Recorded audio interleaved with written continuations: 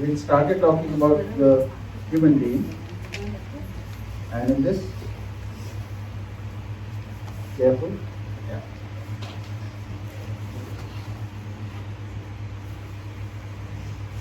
We talked about human beings being a unit of knowledge order.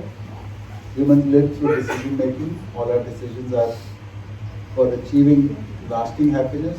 Every human is a composite of conscious aspect and physical, chemical, biological aspect body. Jeevan self is a unit, body is a unit. Jeevan self is primary and utilizes body for learning, self-development and expressing. Decision-making ability is in Jeevan, and Jeevan makes decision for itself as well as for the body. Human fulfillment is in living with humanness. Humanness is fulfilling one's responsibility and thus contributing for the larger good. So humans participate for the larger good through collaboration. So in collaboration we have a definite role, like in a family, in a community, we have definite roles, right? In institutions. So when we fulfill our responsibilities, that's how we contribute to the larger good. And if we don't fulfill our responsibility, then we are not fulfilling our role. So that is being called inhuman. So humanness is fulfilling your responsibility.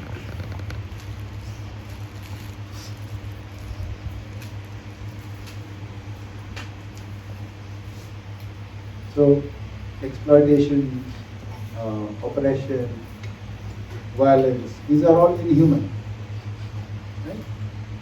Supporting each other, caring for each other, helping out each other, collaborating, cooperating, this is all human. But all of these are defined by our focus on the human goal, the universal well-being. If that is not there, then we have the tendency of saying that we are doing it for the larger good, but we might end up doing, like all wars are fought for the larger good. You know that, no? For the larger good that we are fighting for. But that violates our first principle, which is the universal well-being or the continuity of human order and the natural order.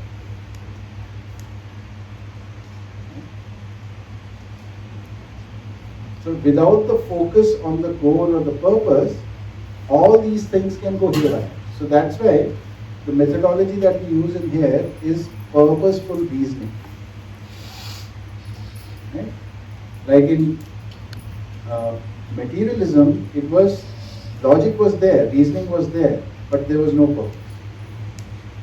And idealism, there is a purpose or a goal for us, but there is no reasoning for it. It only gets balanced when we have both purposeful reasoning. So purpose has to be common purpose. When we talk about purpose here, it is the collective purpose. It will always be the collective. So as an individual, when I have to determine my conduct in the family, I have to look at the family's purpose, which is the collective purpose for all the individuals. If I have to look at the conduct of the family, I have to look at the collective purpose of the community. That will define.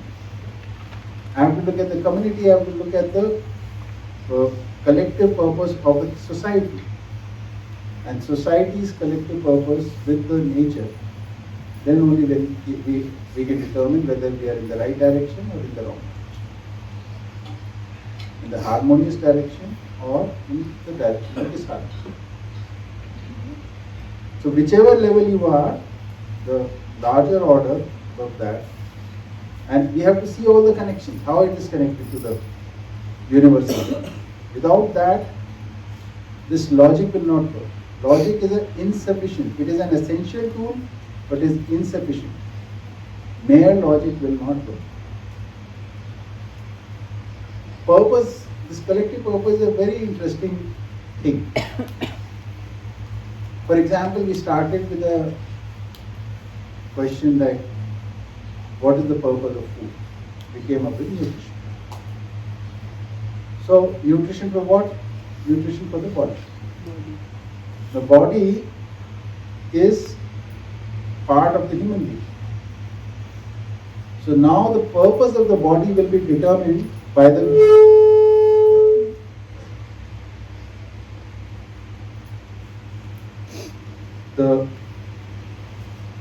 purpose of the body will be determined by the alignment with the goal of the human being. The purpose of the human being. So what is the goal of the human being? So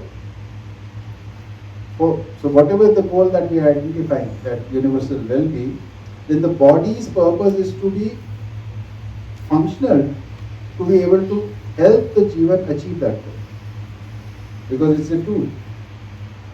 But who will determine this? The conscious will determine, the Jeevan will determine. So like right now in materialism, what is the purpose of the body? The purpose of the body is consumption. So consumption. In spiritualism, mostly it comes out that this is a barrier for our final truth. So we have to become detached from it eventually. So it is a barrier. It's a hurdle in our journey. Here we are saying it is the only tool that you have for realization. It is the only tool you have for knowledge. So you have to maintain it. You have to keep it in perfect condition. What is the condition? That it should have its functioning, which allows you to achieve the goal, which is the human goal. Suppose your body is not functional. Suppose you are not able to work, or suppose you are not able to do your responsibilities in collaborative roles, in family, in community, in society, and other places, because of your physical disabilities or whatever, the lifestyle you have led, then you are not living responsibly. So learn also you need the body, and to participate also you have to maintain the body. So the purpose of the body is to be useful for the human goal. The humans is useful for the fulfilling a role in nature. And nature is a part of the existence. So when we see the chain of purpose from food to nutrition, nutrition to body, body to human, human to nature, we see that finally everything is connected. So you have to understand this complete chain. So yeah, Shabar bhai, take mine. Yeah. I think the same example, food and this thing, you connected it to the body plus soul, like human. It would be good to kind of connect it now and then we went into the nature directly. Instead of that, human plus body, which is like I, then family, then community, society. It has to traverse. Yes, it can travel like that. It has to traverse in that direction. It just indicated, no, I'm just. Because the food also comes through collaboration. So society is a part of it. Nature is already a part. So it is connected horizontally as well as vertically. That is what we have to remember. We are not alone. We can't do anything that we feel like. And this has to be understood. The problem is we feel we can do anything and get away with it. Everything which we do has an impact on us and others. Every action has an impact. When you say horizontal, vertical, what does it mean? Is it like the family and I, family, community, society, nature is one axis? So in the present times, wherever we are getting our food from, at that time also we have to, and the long-term repercussions also, we have to keep in mind. With intergeneration, like the way we are taking food right now from our agricultural practices, right? This will deprive food from our future generations because we are making the soil infertile. So it means you are adding the context of time. Yes. That also is there. Context of time is also, and the system also, you see, na? System is all now.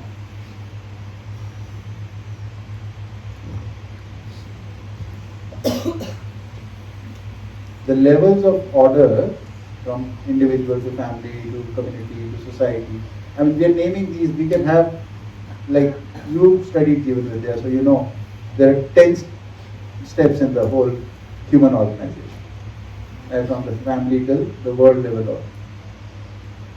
So all those steps, I don't need to take those steps here. I can just maybe. Okay.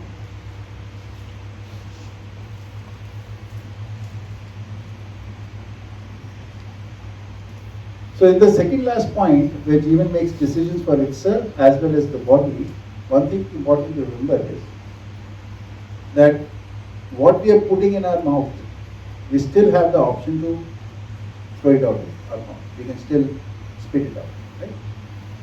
But once we swallow it, once it goes below our throat, now our decision is not involved. The impact on the body of the food will be according to the physical chemical properties, the interaction of the body and the food. There is no other law that will function there. I might think of food in whatever way. I might say, no, this is healthy, this is not healthy, whatever, and put anything in my mouth. But the body and food will interact according to the natural laws which govern it, natural physical chemical laws. That's how the nutrition will be delivered to the body. So if there is nutrition in that thing which I have swallowed, it will give nutrition. If there is no nutrition in it, it will not give nutrition. So one has to understand the body also before we can fulfill our basic needs, the material needs. I will now onwards use the term material needs. Material needs are your food, shelter, clothing, plus transportation and telecommunication. So those needs also we have to understand. For example, the abundance of food, shelter and clothing objects is very good for society. If there is abundance of food, abundance of clothing and shelter, this is a very good thing, because it means that a lot of people will get it, right? But abundance of telecommunication and transportation is not a great thing.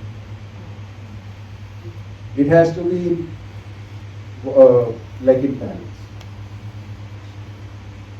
The excess availability of telecommunication and transportation.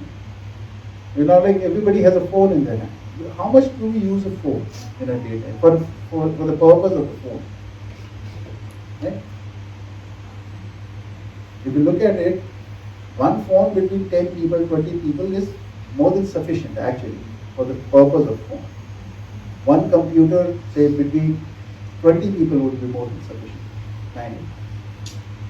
Or maybe between 10 people again.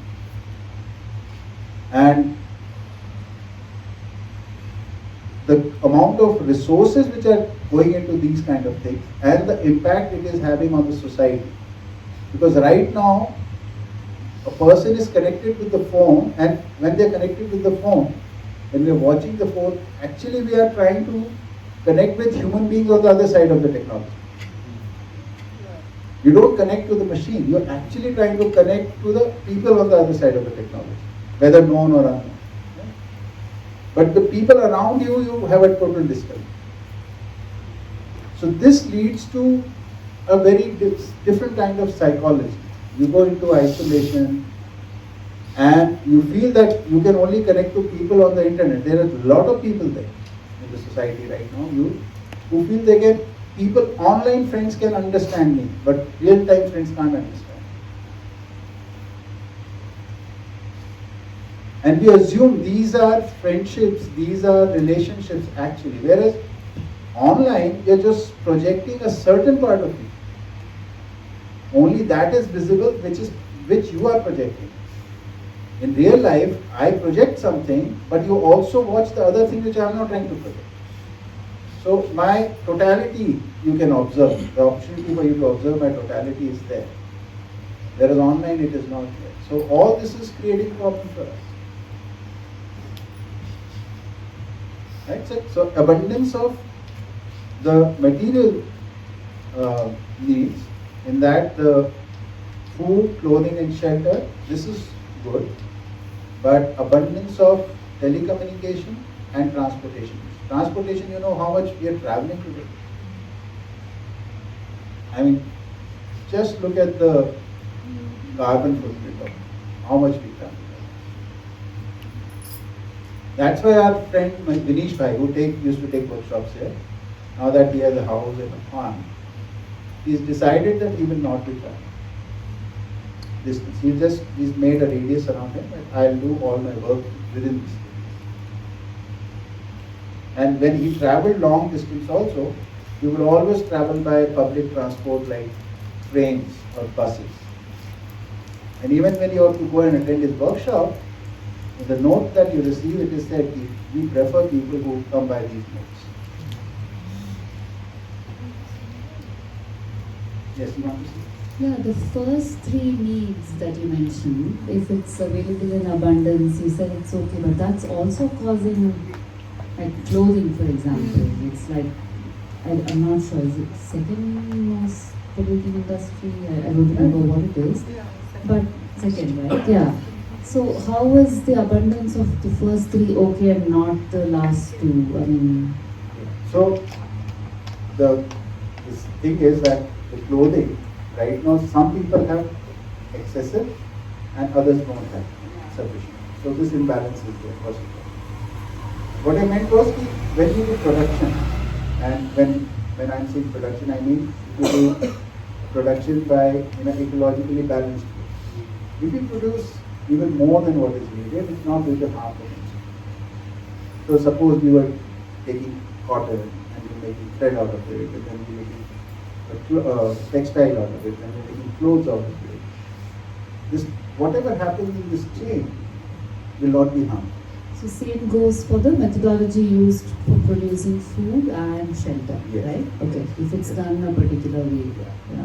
So right now we have distorted even these things, right? So the food is genetically modified, which has started inflating our food chains. In the markets, some of the stuff now is genetically modified. So that is going to cause pollution, that is going to cause disease. So balance cyclical production, that is what we do. And this is a lot easier in these three things. Whereas telecommunication, transportation is not so easy. So, which is not to say we don't have to use it, but we have to use it very judiciously. Only how much is needed. Like for example, in some of the communities they have had their own community radio kind of a thing. So the communication takes place, and the community telephone service, some places have tried that out. Not the private service. The companies need to sell every hour. So they need consumers and consumers. So whether you need it or not, they'll create artificial needs and that's all. So within 30 years now, everybody, even a child wants a phone of their own.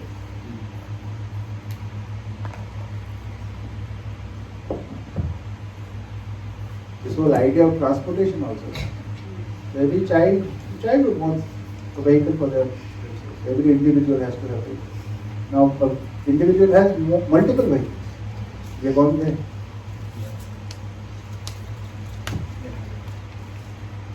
This whole this order of individual and then family and then community is somehow still bothering me.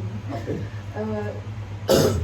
If my goal is aligned with the human goal and my family is still coming from the materialistic domain, and first of all, what is the definition of family? Okay. Why do I put my entire life energy in just crossing the family domain and then the community domain? It takes a lot of energy from you. So sometimes you're just stuck there. No, so in the present situation, we are doing what best we can, right? But I'm saying, if suppose there was an education system, where this education was available from the beginning, then everybody who is educated in this, suppose this coexistence, then they are all self-regulated. So our problem right now is, we are looking at things in a different manner, and our families are looking in different direction altogether. So This conflict we are not able to resolve. So we decide, okay, let them do their own thing, I'll do my own thing. But what I'm saying is, if things work out, then why not with the family also? In that sense. You mean give it a full-fledged chance? And then, when the family works out, then why not other families and the community also? See, in the end, our impact in the nature is the net impact. So unless until we cover all the steps, the ecological balance is not really very strong. I'll just repeat that last line. In the sense, like, you must be doing a lot of good practices, right? Maybe you are recycling stuff, you are also doing composting and things like that. But one person is good in your household. 7% are, suppose 8 people family. 7 are not good. So the output of your household, net result is still negative. So if you want to fix it, household's output to be aligned with nature, at least 4 more people have to be aligned. So that is the need. Maybe we can't do it right now, but this should not be out of our radar. So maybe not this generation, but next generation. If not the next generation, the next generation.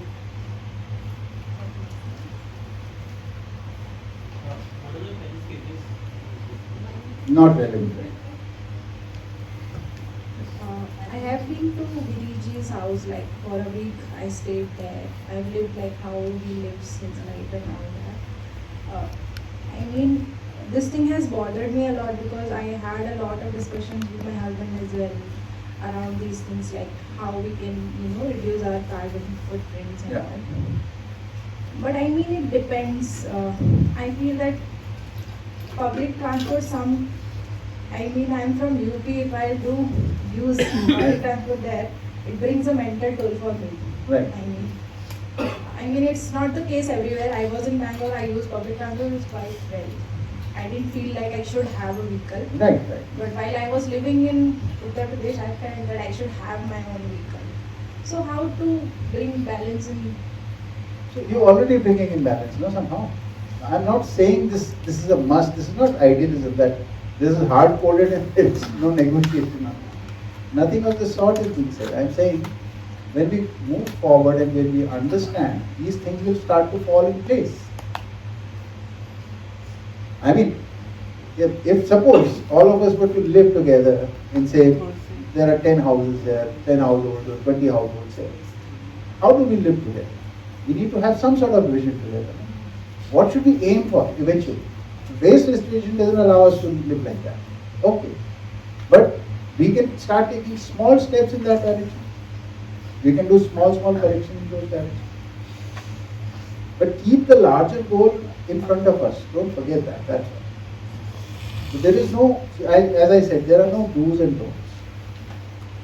I'm saying Ganesh is a great person because he is right now doing in these circumstances a lot of things on this front. Very minute. Very minor. And it's passed on to his children also. Yeah, right. You see that. So that example is for us to have hope. See, this is done, doable, and it's been done by people. Like last night's documentary we saw. Yeah, this is feasible, gives us hope. Otherwise, these situation and what is happening, the momentum of the mainstream, sometimes makes us feel so depressed, totally lost in this world. Okay?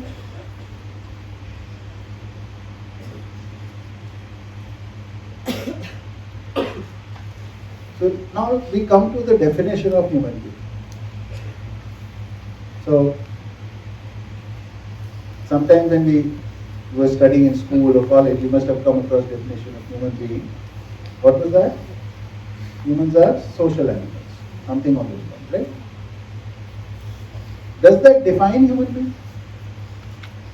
Because I've always wondered this. Like, which animal is not social? Right? From ant to elephant. Lion. Follow lines. Yeah, all of it. So it doesn't define human.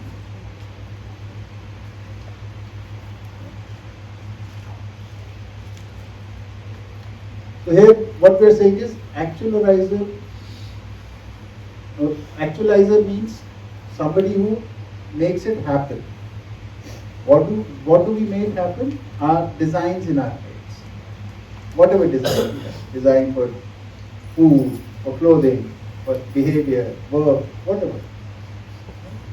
We actualize these things in hope of mental well-being. And the process, the result we want, lasting happiness. Right? That is mental well-being. So whatever we are doing, whatever behavior we are doing, whatever work we are doing, whatever, even we're sitting and thinking about things, in the end result we want is happiness. Okay? And whatever is happening in our mind, some part of it we start implementing, start doing. So look at it in the reverse. So whatever you are doing, there is a thought behind it. There is a design behind it in your head. The way you do it, how you do it. So the definition of human beings is we have, and these designs are unique. We all interpret life in some different manners right now. So human being is defined by this ability. The ability to have designs and to actualize these designs. This comes from our power of imagination and in hope of mental well-being.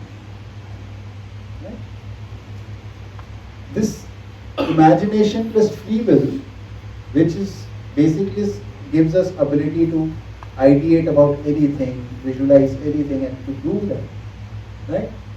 This is our freedom. This is our liberty. We can think of anything and try and do anything. This is our liberty. And in hope of mental well-being happens what we have thought. Like for example, common example I take, like we see a child making a mistake. So we think if I punish this child, this child will correct its actions. One can assume, like a person like me, suppose assume. So I scold the child. Right? But instead of the correction happening there within the child's conduct, the child becomes angry with me or irritated with me. So this was not the expected result. Right? This can happen, right? So what is happening in the real world. What I'm thinking is happening in my virtual world, in my mind. So there is a gap between the virtual world and the real world. So till the time I understand the laws governing the real world, the behavior of the human being in the real world, not my assumed laws. Like if I scold a child, the child will behave will get corrected. This is an assumption. Right? So once you understand the laws, then your imagination or your designs will start, when you actualize them, they'll start giving the desired result, the result which you want. They start to happen the way. Like, oh, I need to explain to this child how to do this thing. So you explain to this and this child listens to you, understands that thing and starts doing it. No, no. Can you put this the same slide in the context of agreement, acceptance, understanding, and then realization, like where it is mapping? Because the understanding word is used. So is this understanding that understanding, or is it something else? Let's leave that out for time being. It will get confusing right now. And the simple two things are happening here. One is there is something happening in our minds. We are having some sort of a form. I want to do this. So this is an idea. And my ability to act on this. This we are calling actualizer of design. But in this whole process, my expectation of being happy is also there. So the first part we have successfully been able to do on, right? All of us can do this. We have some idea in our heads, we are able to act on. This we all are able to. Our problem lies in the second part, the mental well-being. The lasting happiness or the happiness is missing. That is our problem. So the focus is right now on this part. We will connect it later onto that part. When we come to a different diagram, then you will see how. So the happiness occurs with the knowledge and doing the action according to the knowledge, then it will happen the way you know, because you know the law. I think I'll go to the next diagram and then explain. The ability to be able to do the right action that gives the desired result is called resolution, which is the basis of continuous happiness. The ability to do the right action continuously is called the ability of resolution or state of resolution. That it comes from the clarity of mind when you have the love. I think I'll go to the next diagram and explain that. But this part, order. Krishna, do you want to explain this? Take the mic.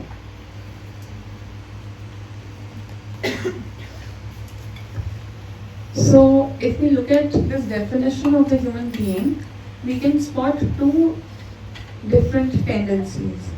One is that we have designs in our mental faculties and we like to actualize them. So that is one tendency. And the other tendency is whatever we are trying to actualize, whatever we are trying to design, it is all in the hope of mental well-being. So now, what does that show us? These two tendencies indicate towards two needs also of ours. So if we see this first tendency, the actualizing of our designs, what that means is that we have this faculty to imagine, to design, and we have the ability to actualize. That means we have free will. This is something unique to human beings. We can imagine in any direction that we like, we're completely free, and we can act also in any direction, we're completely free in how we act. And so this tendency comes with its corresponding need. We desire this freedom, we desire this liberty, because it's our tendency. So we have this tendency to continue this freedom in all dimensions. But although we have these freedoms in our imagination and in what we do, the real world, the results that we see in our real world are not always in line with our imagination. Right? We'll see that in more detail later and how that works out. But right now we're just looking at the tendencies of the human beings and then what that means in terms of what we are seeking. So the left side shows us that because we have this tendency, we seek liberty.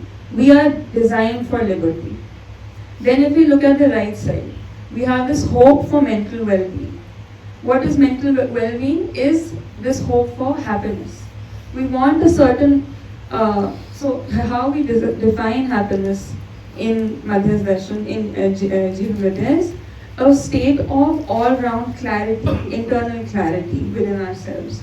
It is a state in which we know in each moment, because we understand in ourselves the nature of existence. Therefore, in each state, in each situation, in each dimension of living, we know exactly what is needed, why it is needed, how much it is needed, how we can go about it. And we have clarity on all of these. So when the situation arises, we can always live according to it. But of course, even before the situation arises, the clarity and that resolution exists within us. So if we go back to that table of goals that we had shown earlier, the first state that was talked about in terms of goal, that was resolution or internal clarity. And that state of clarity or resolution is happiness. That is what makes us happy. That's the proposal. And now this resolution inside of us, that is a state of clarity, and what that means is that there is some clear certainty. In every situation, we want a certain certainty and clarity on what exists. It cannot be random, it cannot be varying from situation to situation. We want to understand with some definiteness and certainty. And that is why resolution is also equated with order. We can see very clearly how state of internal well-being is associated with a state of certainty and orderliness and harmony, definiteness. And that is where our need for order also arises.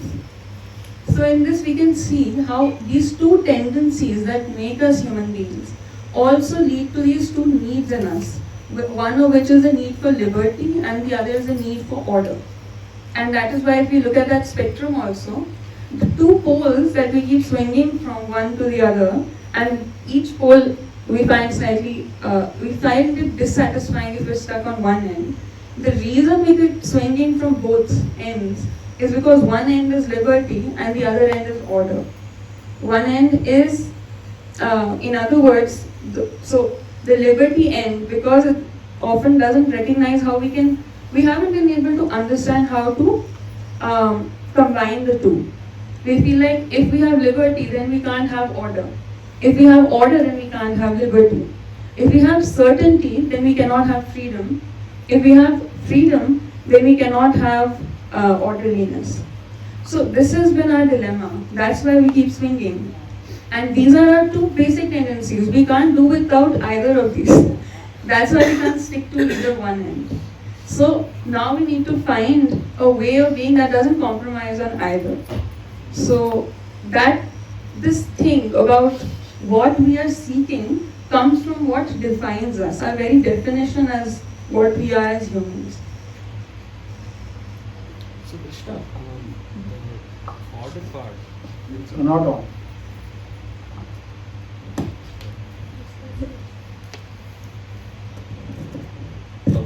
Hello. So the order part was previously we kind of sorted it out that okay, we are like doing it with self-discipline, like self-regulated. So I'm still confused that what is the purpose of that slide? Like we said, the order is coming because of the self-regulation. So liberty is not lost. That is the proposal.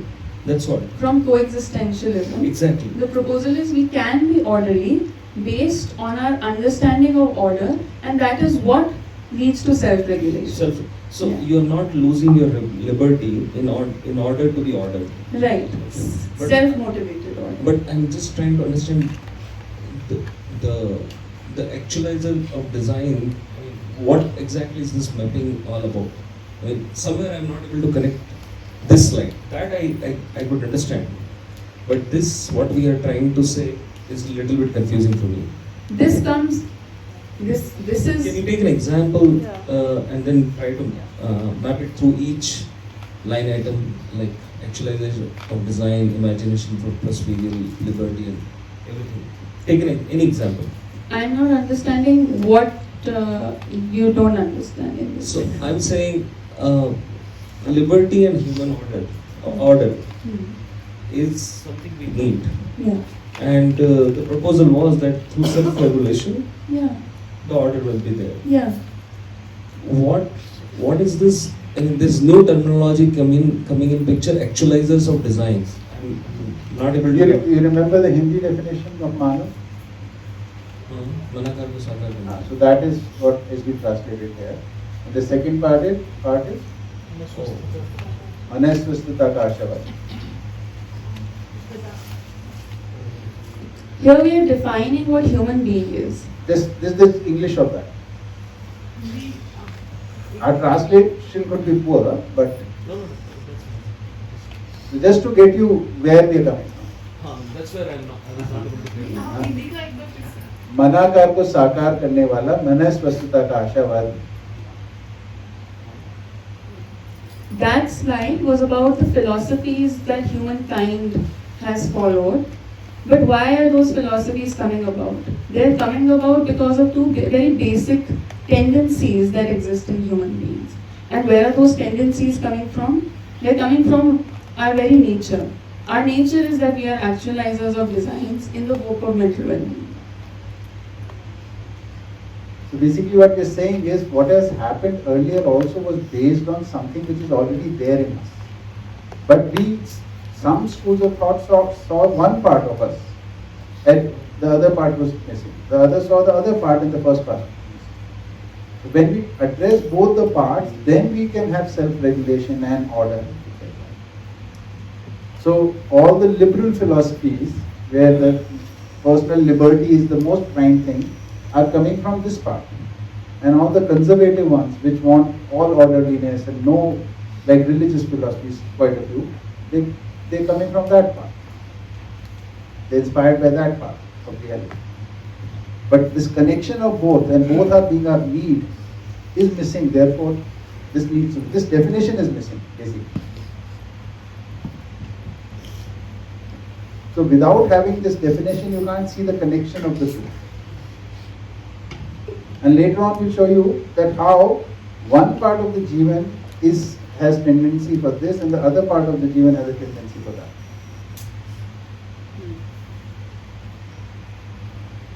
So are you saying that if we see what the order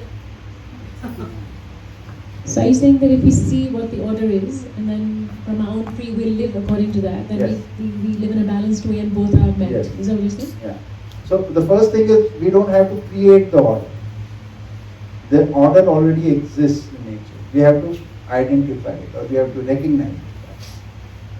Once we recognize it, then we align with it. Like for example, the order of growing anything from the soil. Do we create it, or it's there and we recognize it? This can be done. Similarly, the harmony between two human beings, the order for that is already exists. We just are not able to recognize it. Through education, we are able to. So the whole process of education is helping people recognize what already exists. It's like you have a guitar, okay, and you touch any place, there is a sound which is coming out, and the sound is disharmonious. But there are specific places where you touch which gives the note. But the person who doesn't know music or doesn't have the ear for the music like me would not know how to create that note. But I can go and learn this note, and then I can also play the guitar. I will not be creating those notes that are they already exist. I'll just be recognizing them. Okay, this is how it happens. This is what it is, and this is how it works.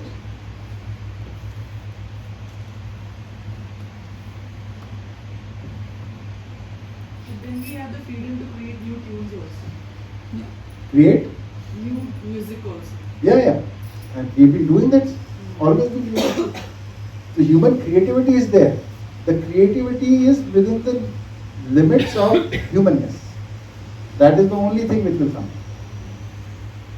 Right now, being creative in destructive ways is also considered to be creative. That is not being recommended. So, I mean, I think now it makes sense to me. Yeah. So one is taking in one direction, another is taking in another Yes. direction. Yes. That's what. Yeah. Uh, And they're both actually and complementary. both are needs. Yeah. So both. I mean, you cannot give away any of that. Both are complementary. That's the amazing. Whereas the interpretation of these, and historical interpretation of these, were that you can only have one. You can either have liberty or you can have order. You can have order, but not liberty.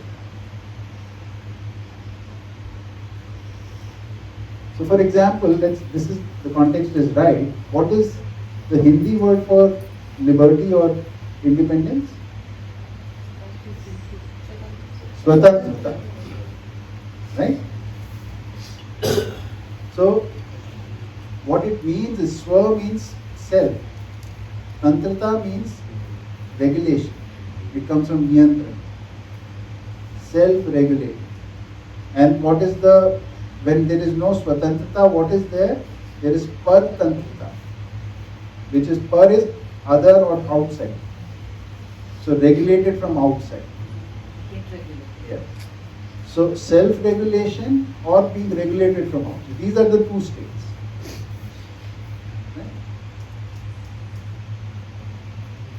But right now when we think of freedom or liberty or independence, we think we can do anything. No regulation is swatantra, which is ignorance.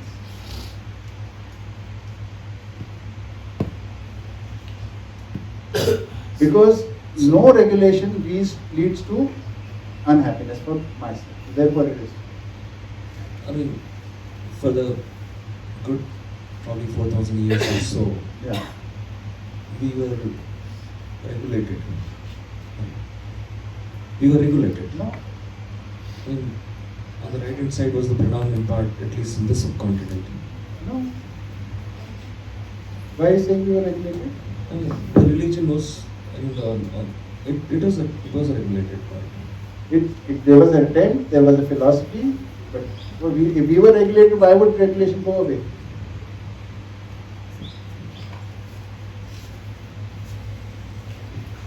This whole theory about past being better than future, I'm not saying past being better than future. in this aspect, orderliness, if it was ordered, there was order. I'm not talking about order, regulated part. Huh. So the concept of religion is to regulate. So what we are trying to say is that regulation is not acceptable to human being. Not at the cost of liberty. We all want regulation, but not at the cost of liberty. This is what he says. So this Yeah, This- and get the mic before you. So this new way that we are trying to propose, you're saying has never been there.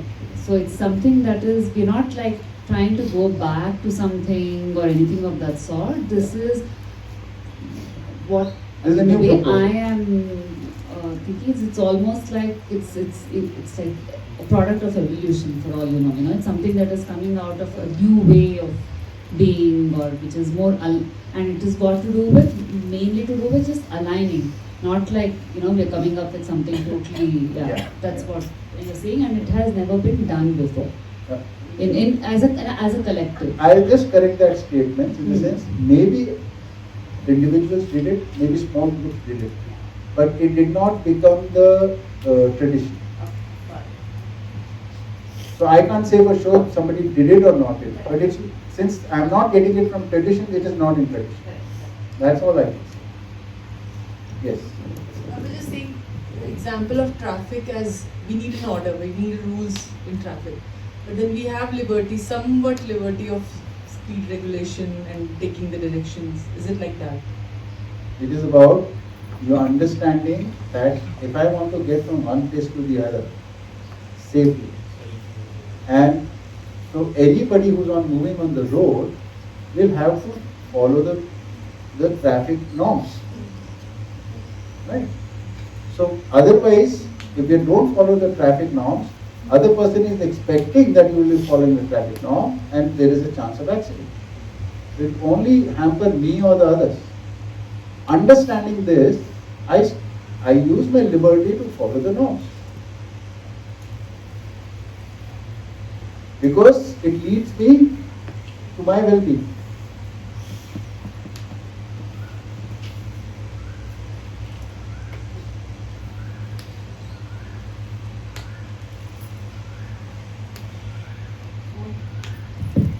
So the desire for order in human beings is not externally regulated order, it's internally, it's a self-regulated, self-motivated order. Yeah. So we have to help each other recognize the existential order. If you remember in the proposal of coexistentialism, what is this word? What was written there? I'll just take you back.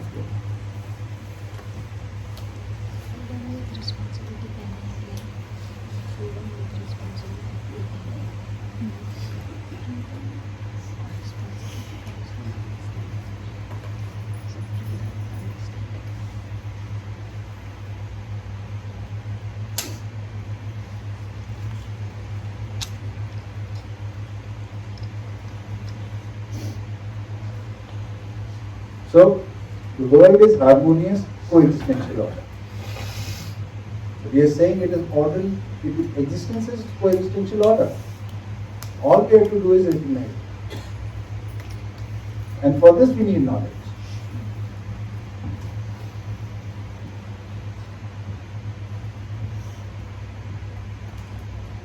And if you remember in the previous slides,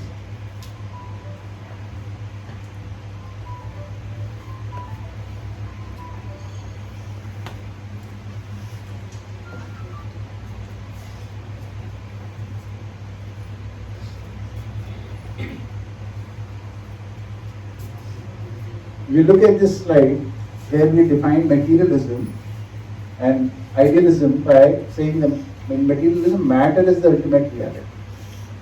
And in Idealism, we said, ideal substance is the ultimate reality. So there must be a question within you when we are saying coexistentialism, what is the fundamental reality that we are talking about? So we'll be addressing that. When we talk about the coexistential order, from there we'll start the discussion. Okay? So basically, एक तरफ liberty नाम पे chaos है. My. You talking about chaos, right? Yeah. So basically, materialism tries to solve for liberty, but eventually turns into chaotic kind of thing, and वहाँ पे That's why entropy. And second is they want to create order, but then instead of self regulation, Imposed. Can you? Yes, yes. So, if I summarize liberty as knowing that I have choices and choosing to choose the right thing. Yes. And why I'm doing choosing the right thing? Because it also benefits me, my well-being, and the collective well-being.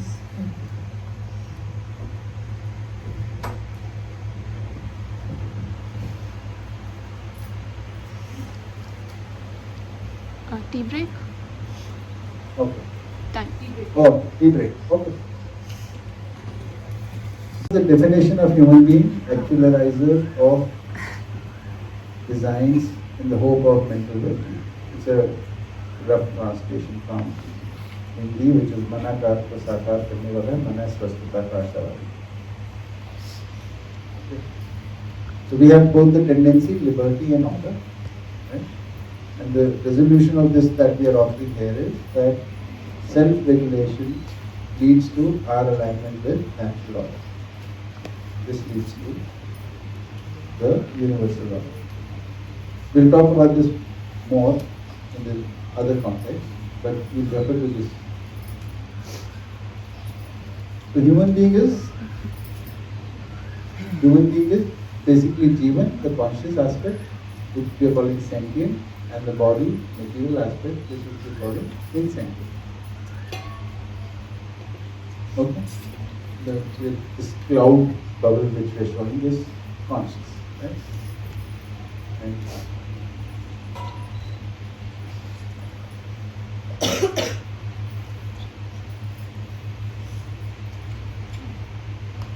this part we have already talked about, the Jeevan driving and using body to learn to express itself. So Jeevan operates the body, drives the body, runs the body, something like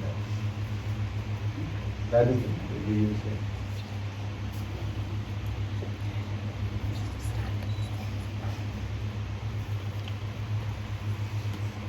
So let's do this analysis through a table now.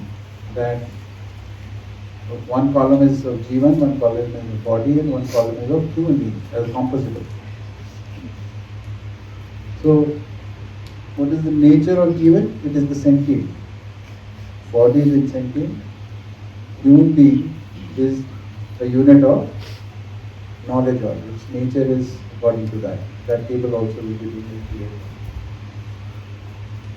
So sentient, insentient, a combination of sentient and insentient is the human being.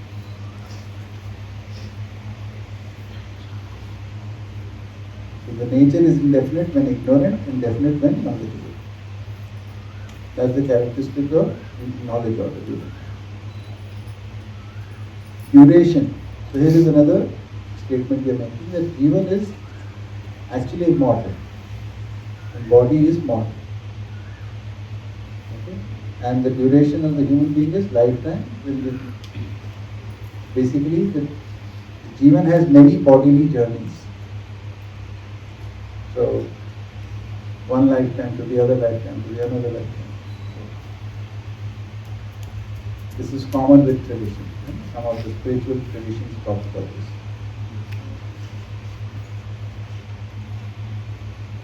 So in Jeevan there are many bodily journeys. Jeevan is conscious unit. Body is a biological unit. And human being is the unit of knowledge order.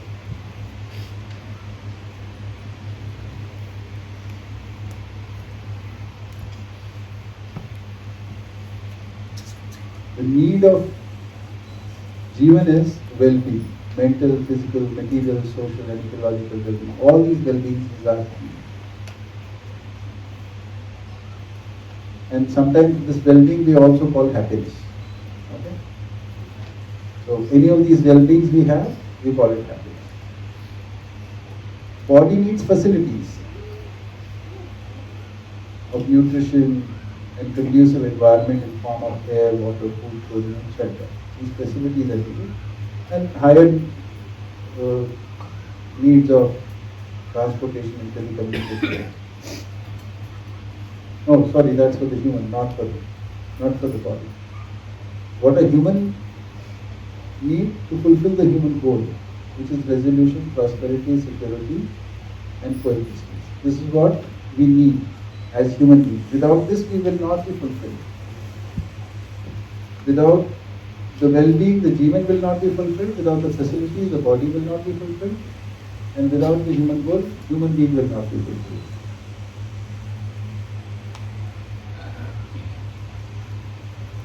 What is Jeevan exchange? It exchanges values. Values are kind of emotions. We'll talk about that in more detail. So, and this exchange takes place between Jeevan and Jeev. Right? But through the media of bodies.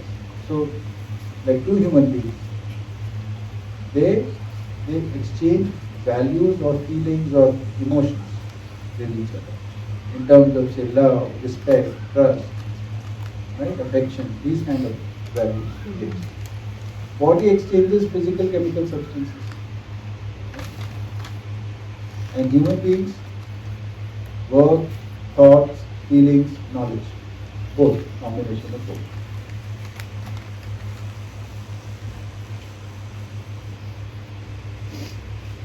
Fulfillment. Fulfillment of Jeevan is experiencing and evidencing harmonious coexistence together. Body in good health and human being in internal and external harmony. So, as a human being, we need internal and external harmony. As Jeevan, we need experience and evidencing harmonious coexistence. And body needs, the body's fulfillment is in good health. Any questions?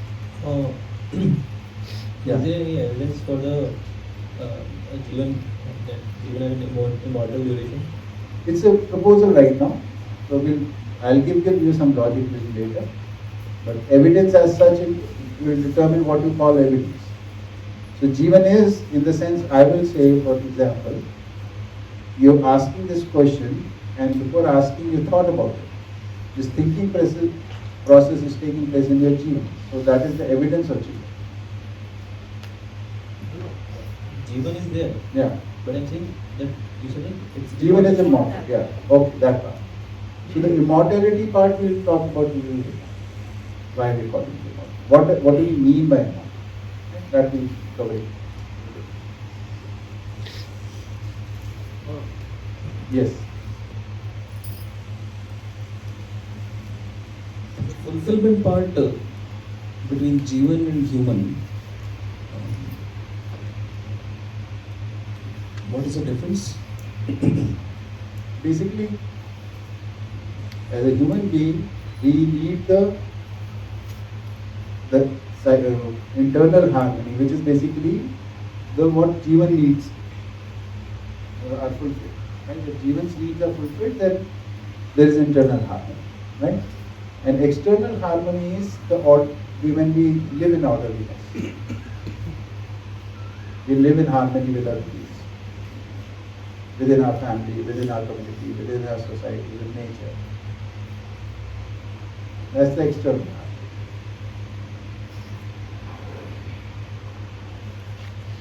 So when we live in harmony, the Jeevan evaluates the conscious part of us is whether it is harmony or not. So if it is harmony, then that's the evidence.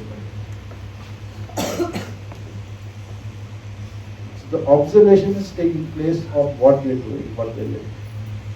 So observation part is Jeevan, and then actual living, observation plus living part is. Yeah.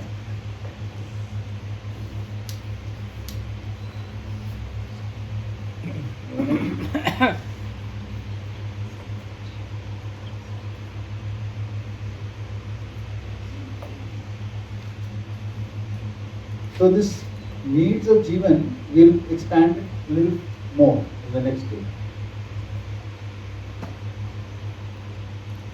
So there is another one. So this is purpose, realization, complete cognition of self and existence. Purpose of the body is tool for Jeevan, through which Jeevan expresses, learns, practices and gives evidence. Evidence-based living results in harmonious participation with the existential order. This is the purpose.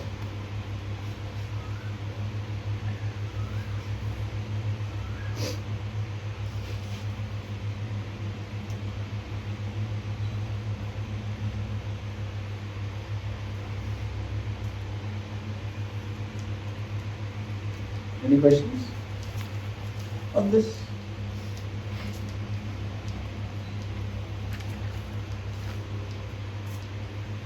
Okay, let's talk more about the needs of the human being. So since Jeevan needs well-being and body needs facilities, so let's take a look at these. When do we need happiness or well-being? Always. When do we need facilities? Always. Like we need food when we are hungry, so when it is needed. Right? Clothes according to the season. Right? But we need assurance that we'll get it. We need it in cycles. Right? So that assurance is needed. But happiness we need all the time. It's never like this, look, I'm very happy now for too long, let's be a little bit sad. That never happens. But this does happen, where I've been eating for too long, now I should stop. Okay. Quantity. Happiness is actually not quantifiable, so we'll call it limited. Right? Whereas facilities you need unlimited. How much food do we need? Limited or unlimited? Clothes, limited or unlimited? Right? Shelter, limited or unlimited? So, we can do an exercise. Let's take one of these things like clothes. Okay. Let's do one thought experiment. I like to do this every day. So, just imagine and go back to your house. There you are. Okay. Now go to your room. Now open your cupboard. What do you see?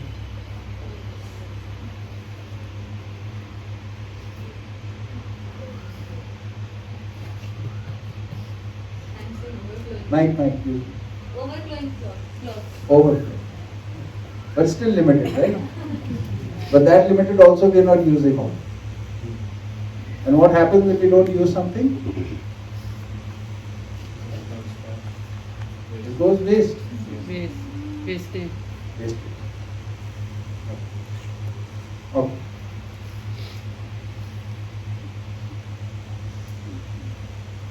Where do we get this from? So happiness is from human. And facilities come from human nature. So previously it was thought that we come alone and we go alone. And happiness and sadness is alone. You're happy, it's your own happiness, your sadness is your own sadness. If we are saying something, the happiness is also with others and sadness is also with others. For this we can do a small experiment. Remember the last time you felt happy. It will be something that you got along with somebody, some harmony took place in some relationship. Remember the last time you felt sad? That will be something, some harmony or harmony getting disturbed or disharmony getting killed, something. So happiness and sadness is in togetherness. It is not in single person. So whether you are happy or sad, it is a function of harmony or disharmony of relationships. And relationship is always between two people, minimum.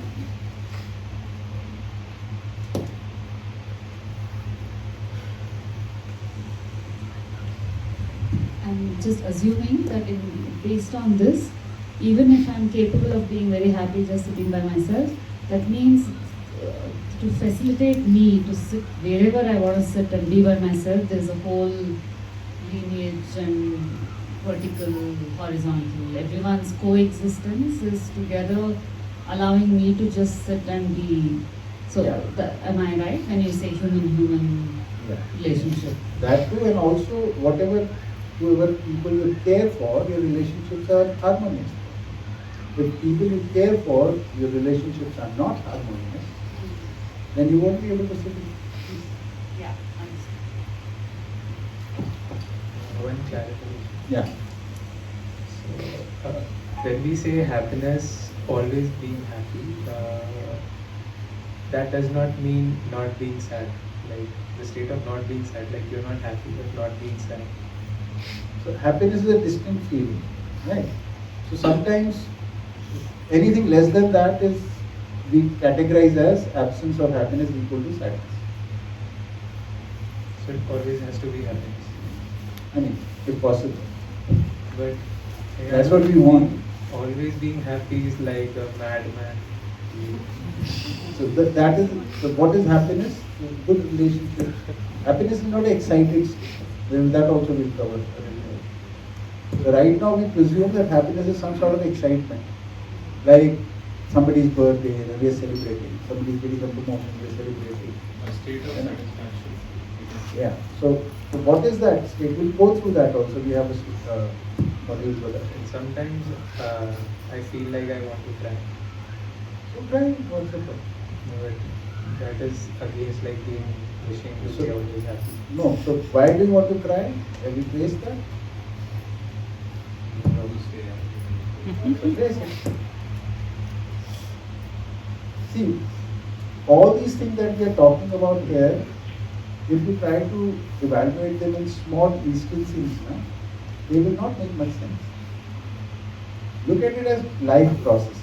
Look at them over a long period of time. Then they'll start making sense. You can't take an instance, in this I am feeling happy or sad. No, it's overall. What is happiness? What is sadness?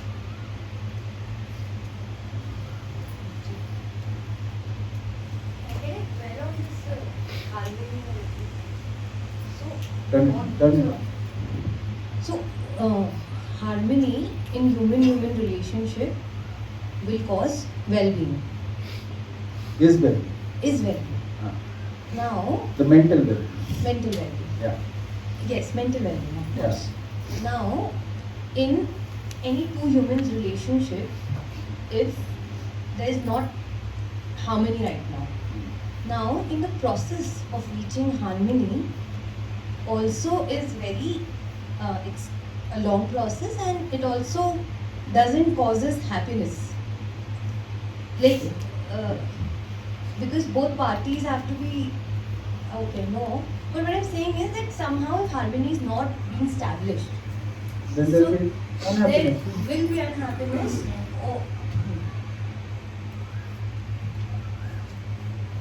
Or if I make my peace with it, it will still be incomplete to an extent. The compromise is not work. And I went to take a workshop in Gujarat. In Hindi, the word is for resolution is Sambhaavnaa. The meaning of Sambhaavnaa, there is a compromise. So they would ask me again and again, why are you saying Sambhaavnaa when it means compromise? Right? We are saying that it is one of the human goals. So they were interpreting it as compromise, not resolution. The language is important, but yeah, so harmony in relationships. So your state of mental well-being is dependent on how good your relationships are. You can try to cut yourself off from anyone. We have tried, all of us have tried, haven't we? You can move away from the house, you can move away from the city, you can move away from the country also. But how do you take them out of your head? The dialogue keeps on happening there. Yes, I think. So when we are very disturbed and when we don't know how to align with the people around us, Yes. it is good to be away from Yeah. them. Yeah. So for aligning your moving away, that's a good thing. You're taking a decision. I'm not getting along with you right now, so you move away from me, that's fine. But you might still be living in it. But I figured it out कि trying the dialogue with a disturbed mind and also with unclarity, it worsens the situation. Exactly. So I did that, and now still I'm not very clear with how do I resolve things in my scenario. But I'm peaceful. But yes, there is something in which he says that more has to be done. Yeah.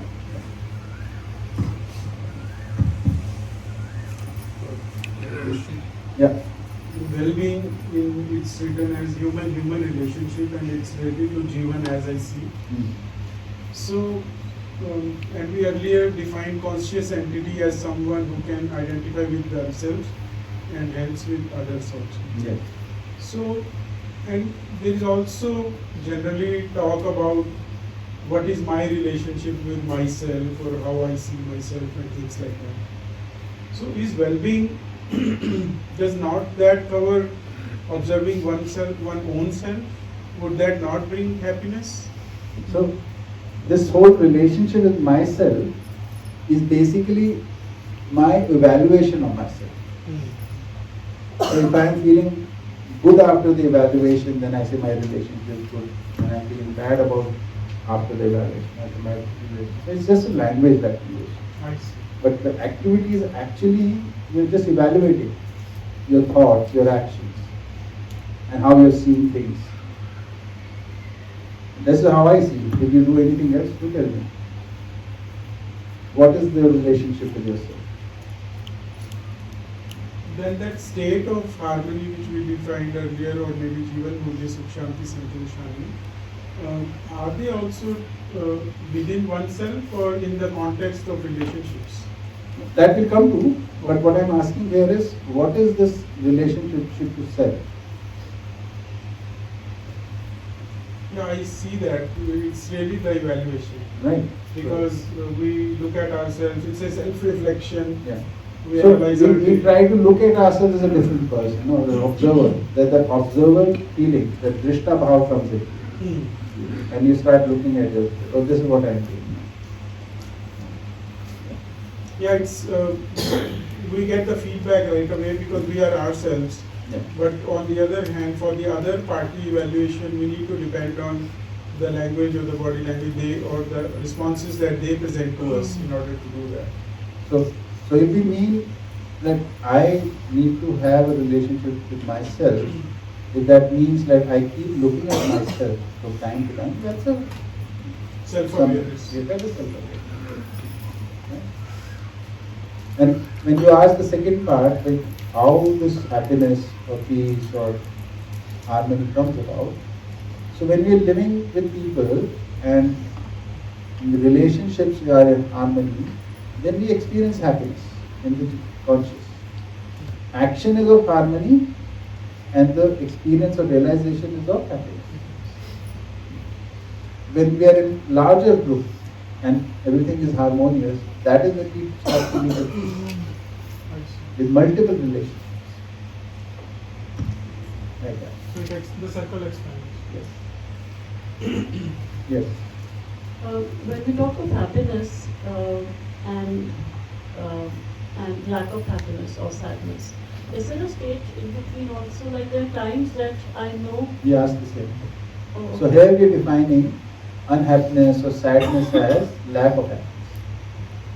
Unhappiness is lack of. So there are. Unhappiness or sadness is lack of happiness. So if there is no happiness, even 1% less or 2%, there is no quantification. But any state other than that, whether you think of it as neutral or you think of it as negative, We don't give that language. We say the absence of happiness is sadness or unhappiness.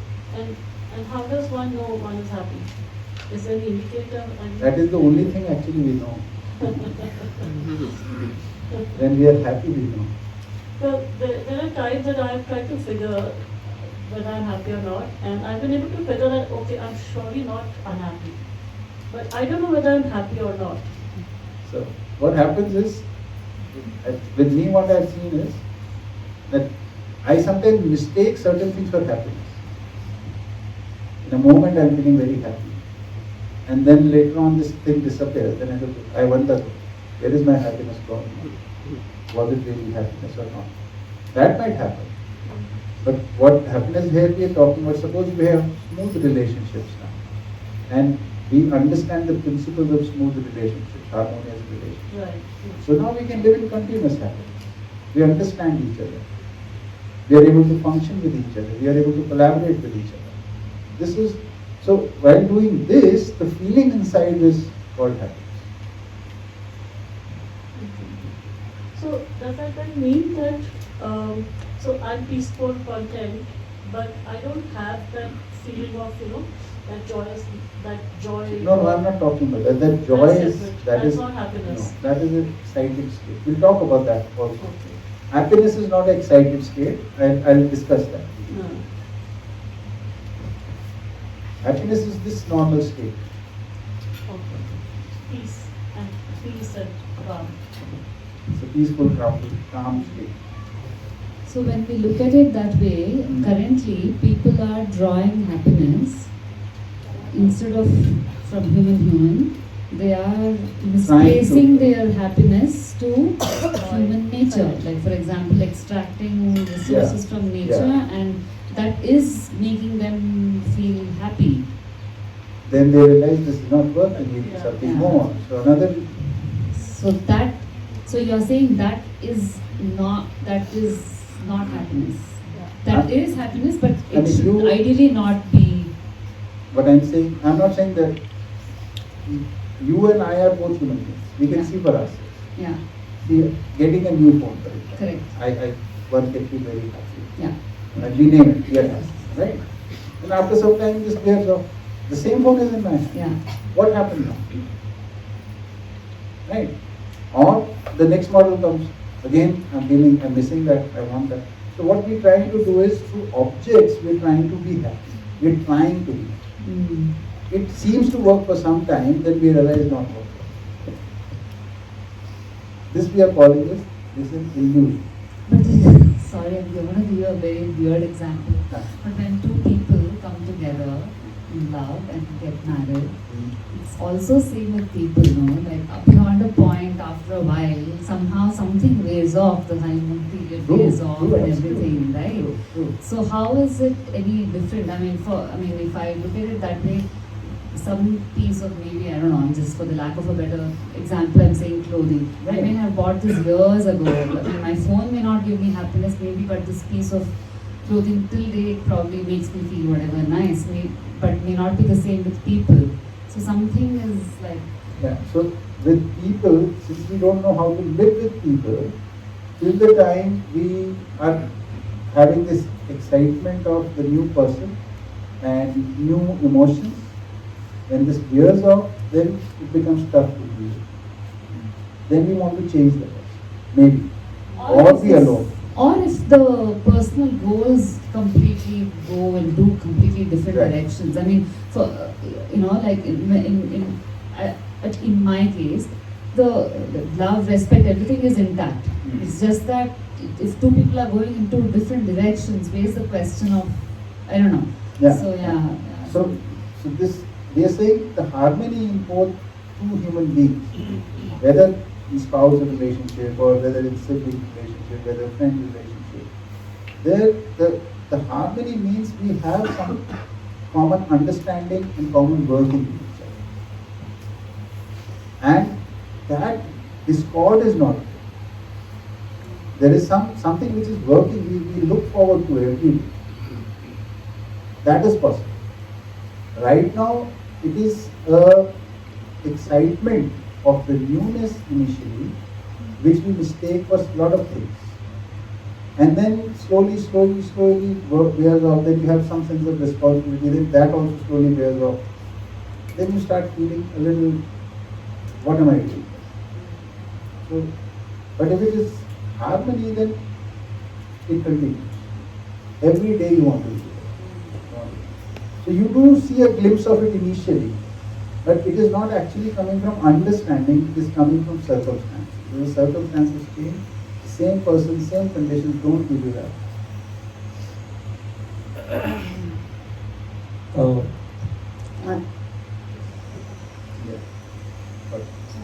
Okay. It means we need both the relationships, human-human relationship and human-nature relationship, and again both the relationship in harmony. Yes. So 4 things are there. If one thing is not there, say human-nature relationship is not in harmony, but still we have human-human relationship in harmony, still things will not work nicely. I mean, suppose, I'll give a simple example. I come to your house and you give me a lot of respect and love and affection. I've traveled for 3 days, I'm very hungry, and still you're giving me a lot of respect, lot of love, lot of affection. This will not fill my stomach. And say, give me some food. Both are needed. But in that relationship, up and down will be there, no? That is acceptable. I mean, say in human nature relationship, if we are trying to keep it in harmony, I'm doing farming and I'm trying to follow farming rules or whatever. I don't know farming, but still some up and down will be there. No? Nature will overpower, some crops will not grow or whatever. Same thing will happen in relationship also, human-human relationship. So that is okay. Up and down will be. Up and down, basically what does it mean? Difference of opinions will happen. Right. But not at the cost of the relationship. Yeah. Right. When the difference of opinion starts to overpower the relationship, the priority of the opinion becomes more than the priority of the relationship. That is the problem. That is where the sadness comes. That's where the pain comes. That's where the issue of I'm not being respected, I'm not being trusted, I'm not being seen, I'm not being understood. All these issues come from. So that difference of opinion we need to handle properly. That will only be handled properly if you understand relationships. Okay. That will do. Yes. When I do the Jeevan Vidya, every year I feel like I get some knowledge and clarity of stuff I've known or that I feel, and it connects with me. But then in other parts of the Jeevan Vidya, I feel like a bubbly sense of happiness, and it's almost, but I don't really feel like that's happiness exactly, because it feels too, it doesn't feel exactly like the deep contentment. It feels just too kind of bubbly. So is that excited or happiness? So it can also be, see what happens is whenever we have something, we see or understand something new, it does fill us with a sense of wonder, and it does have generate a hormone in us, which gives this bubbly feeling, right? But till that time you understand the purpose. Purpose is what will stay with you. The essence is what will stay with you, which is the calmness, the continuous stability of calmness. If you grasp the purpose in this state, then it will stay with you. But if you lose the sight of the purpose, then the calmness will not stay. So, but anything new will fill you with wonder, and times it will come with some hormonal impact also. Like you see something new, exciting, if you see say meteor going fast, it excites you. I actually noticed that in the first Jeevan Vidya. I was like, wow, because I didn't understand that at the beginning, and I was like, wow, maybe I actually know something or something. But then when I went back, I realized that wasn't really understanding. It was just that kind of bubbly feeling of learning something new. And then the second Jeevan Vidya, I kind of understood a bit more, but I just kind of wanted to ask this question this time. So it is not a bad thing. It is a thing which is showing me that I am engaged with this. I am interested in this. But to sustain it, you need to grasp the essence. Otherwise, you won't be able to sustain it. Yes. So, for me, the definition of happiness is lack of conflict. And but when I see like in the society, uh, less like outside this circle or outside, like in a very materialistic world, uh, people in relationship, very intimate relationship, they want that newness or sense of wonder.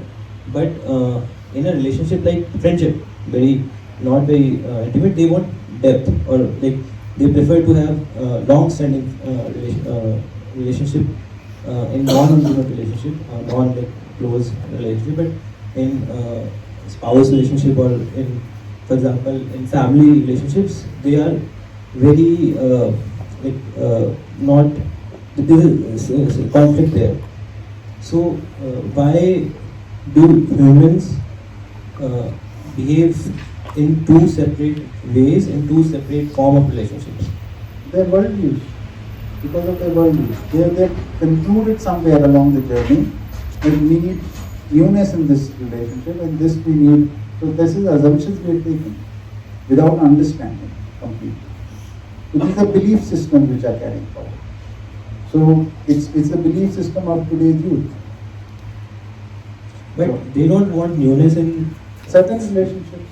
Yeah. Because that's how they assume. Here we may need depth and here we need this. But what is the basis of this? If you really understand this, then what is the basis of it? Yeah, that's the question of the why this contradiction in the nature. So that question should be answered by who believes in it. I also believe in this, so I am talking about it. I also don't know about it. But like if we go by this materialistic what's prevalent in society, that also doesn't seem to answer that. Look, we all are materialistic at some point of time. We are also idealistic at some point of time. And we still can understand this. So let's focus on this. What I'm saying is, when we take some third party example, now we make a condition for it. And we have some query for that. But if you place that query with yourself, then we will be able to respond to it much better. When it is third party, it can never be resolved. Because whatever answer I say, the condition in your mind will change. No, this is not, but what if this happens? What if that happens? This all happens in third party.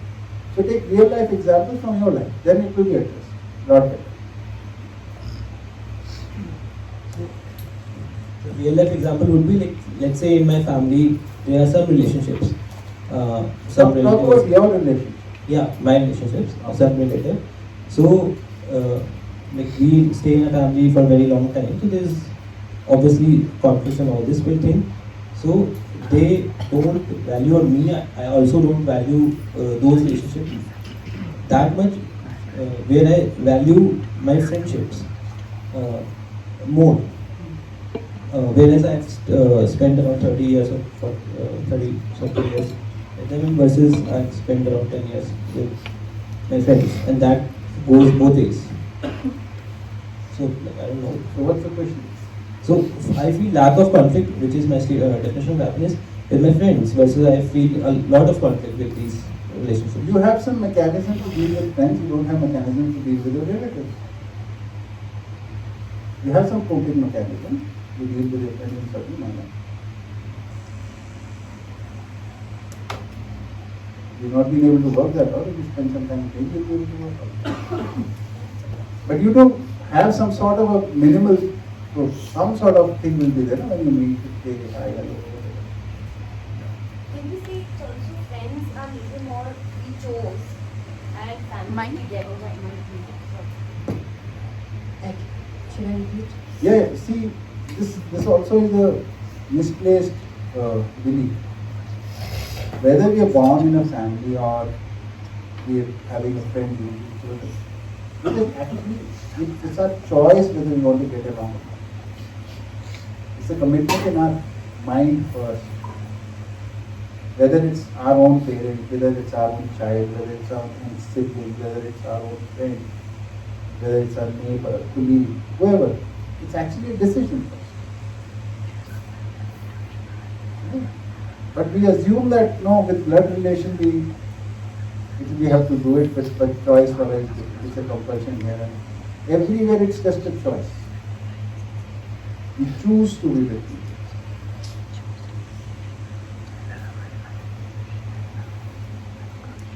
Everything which happens in our marriage, we have the free will, no? So we make that decision. But with friends, you're correct. We choose to get along, I agree.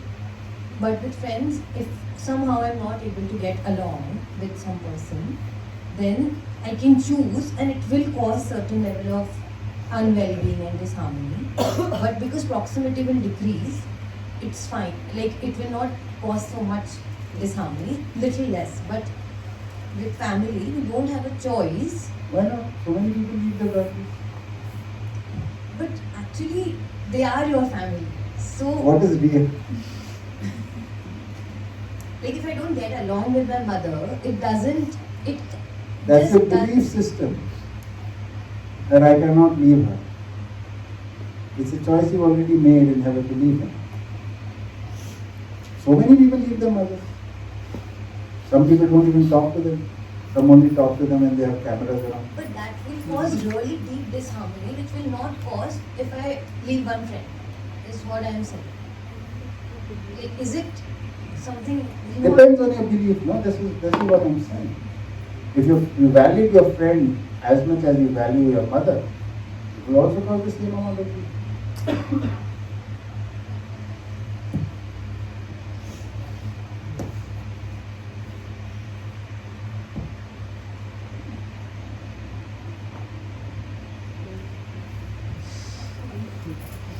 It's just I can't choose my mother. No?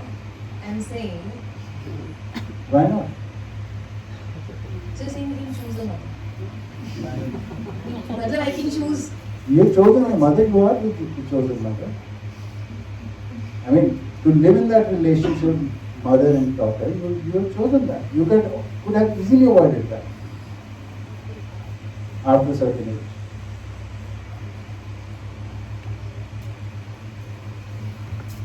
Which is not a bad thing to do, by the way. I'm not saying that's wrong thing or bad. No, but it is disharmony. No? Then What is the disharmony? if I'm not living in my relationship, then in no way it's incomplete and I'll be incomplete. So any relationship you don't fulfill the responsibilities, you are incomplete and it is disheartening and it causes sadness. Like even with friends, when we have a fight or whatever you call it, basically there is some expectation that you have not fulfilled mutually.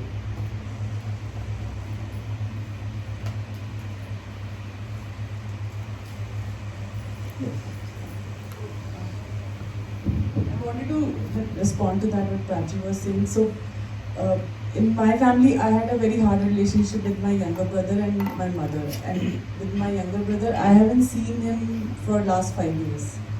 So it was very disharmonious in beginning, and I had very mixed feelings. But I worked on, I don't know what it will be called, but I worked on my emotions, reflected on myself, and I'm quite okay with it. The only thing is that I don't want to have negative feelings or bad feelings about my brother, and I'm okay if we meet now. But I'm not trying to make any efforts to meet because something in me is still unresolved. No. So I can understand when Prachi says ki it's different for mother, but then it is difficult for one for some time. But if I see that it will be disturbing for both of us because I'm not creating any dialogue which is creating harmony. So I chose not to talk, even with my mother also. And even one of my best friend, whom I really regard too much, we fought, and for 2 years she didn't talk. And then she called one day, and then now we talk very less. And last month only her birthday was here, and then messaged her, and it really came from my heart. So I have seen that talking is not necessary, but how I feel about that relationship and the kind of energy I feel around those relationships matters, and it needs a lot of self-evaluation and reflection. In my personal relationship, it feels very difficult because people around you would say, it's your brother, it's your mother, you have to be close, but it didn't work for me that way. So, but not talking is always not disharmonious. But because resolution has not happened, but then yeah. So when we are talking about harmony here, we are not talking about these examples right now. We are trying. Just a clarification question. The harmony we mapped it to collaboration. So when we are talking of well-being of human-human relationship is the indicator of this collaboration. That common purpose is needed to be. Right now we have a relationship, but like for a parent-child relationship, what is the purpose of that relationship? We are not very clear. Therefore, the collaboration doesn't take place. I do my thing, the parent does their own thing, or my child does their own thing. And till the time we are okay with it, we just keep adjusting. And one day, something happens and we say, no, we can't get it. Or then we have a kick or whatever, we stop talking. Then we withdraw. So these kind of things are happening. So this is an educated approach to relationships, which we need to understand what we will be talking. So we'll be covering that.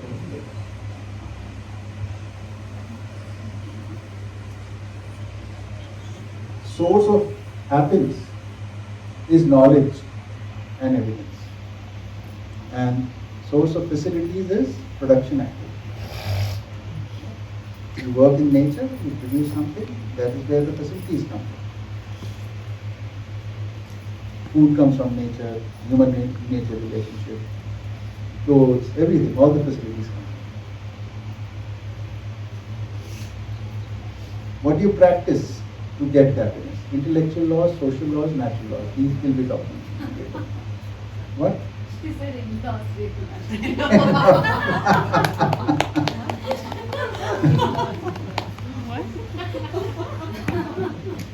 And for facilities, outlaws. So intellectual laws, social laws, natural laws. Too much talk on relationships. For facilities, harmonious occupation. This is what we have to practice to obtain these things.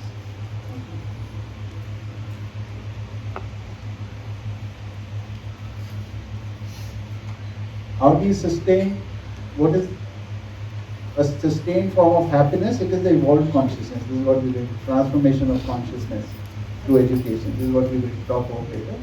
Which leads to human consciousness, superhuman consciousness, supreme human consciousness. And facilities is humane conduct. In continuity, you can keep doing humane production, harmonious occupation, and continue to have the facilities that you have.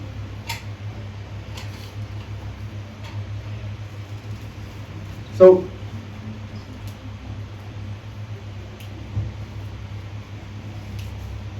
when I'll explain this word consciousness in this context, evolved consciousness.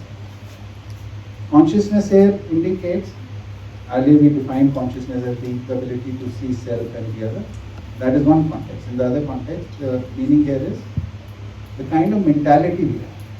So there are 4 kinds of mentalities that we talk about in Jeevan Vidya. Here I have mentioned the first one, which is called the animal consciousness, which is where we think of ourselves as body and try to be happy through body. That we are calling as animal consciousness. Then there is human consciousness, when we understand ourselves as Jeevan and body and try and fulfill both the needs. Then there is superhuman consciousness, where we become predominantly help others also achieve this on basis of evidence in our life. And supreme consciousness is basically ensuring that any child who is born on planet Earth is able to evolve into these consciousness, working for that. That is supreme consciousness, which is full of compassion. All these we'll talk a little bit in detail. I'm just placing these words, right? And what do they mean? You say all, like whoever. Wherever a child is born, how will they achieve? The path is there for us in nature. So working so that any child born anywhere is able to achieve that. So the resources, the opportunity, the encouragement is available to such every child to achieve the human purpose of achieving the supreme human consciousness. So these are meant for everyone. There is nothing meant for some special people or something like that. So we've listed these things. We need to see how this impacts our living right now. So the problem with us is right now, what animal consciousness is, we think that we are bodies and we can only be happy through interaction of body with something, consumption or whatever. So we don't understand this part. So we try to fulfill the needs of this with this. So a child is crying. Why? Because it is hungry, we feed. A child is crying because it needs attention, we still feed.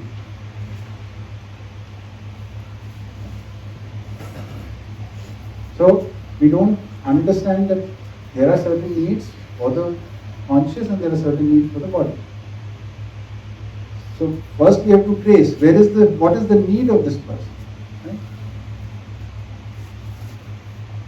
So because we need happiness, limitless happiness, we continuously need it. Since we don't understand this need, we try to do this here. We always need facilities and limitless facilities. This is basically the emptiness that we have of this, which is we are trying to fulfill with this. That is the problem. That's why we are accumulating, hoarding,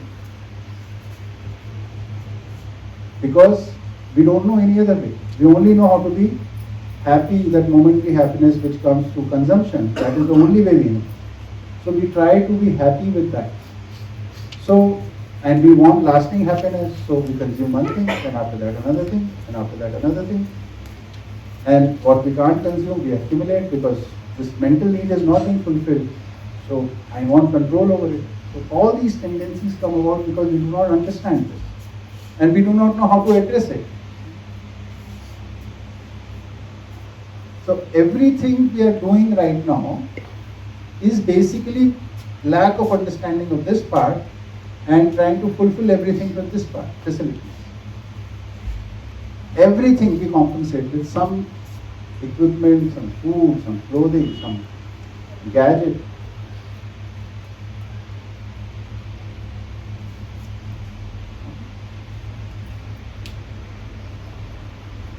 That's why shopping is a therapy.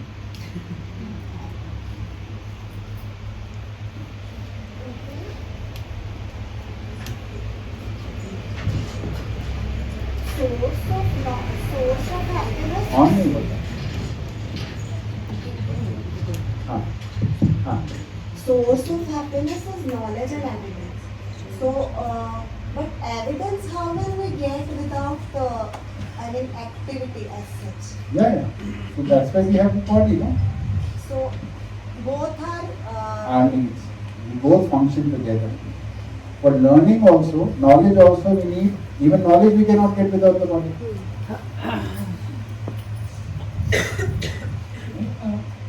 And knowledge also will get from human relationship. And evidence also will be in human relationship. Yes.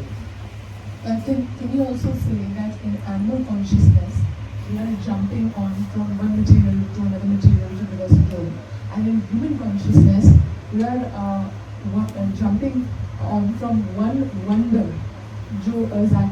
one wonder to another one. Like you don't want to work on human relationships because it's too much work. So one new joy and then another new joy that gives us temporary excitement. No. Here human consciousness means understanding things properly. Understanding the essence of life, understanding the essence of myself, understanding the essence of the world, understanding what happiness is, and then living. That is human consciousness. Or that's superhuman consciousness? No, human consciousness. Superhuman is, like now that I've understood, I'll help others understand. So my primary aim is to help others. Because I have now understood, I have evidence in my life. So now others should also have. Something that you have in Huh? something that you have No, in no, a way. I mean, this work probably can qualify that, but I will not listen. I'm just sharing it. I want to, Yeah.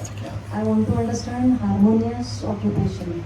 Yes. I would like to give an example. My family is in the construction business, so we realize I must say, the construction industry is making a lot of environmental harm. But I think any business, if we do, that is going to cause harm to the nature, then how to balance? I mean, if I am doing harm on one side by doing constructions, and I'll be planting a lot of trees on the other side, or doing some social work, then will it balance? I mean, this is very practical और बहुत ऐसे सीधा है, but is it really good or what is it?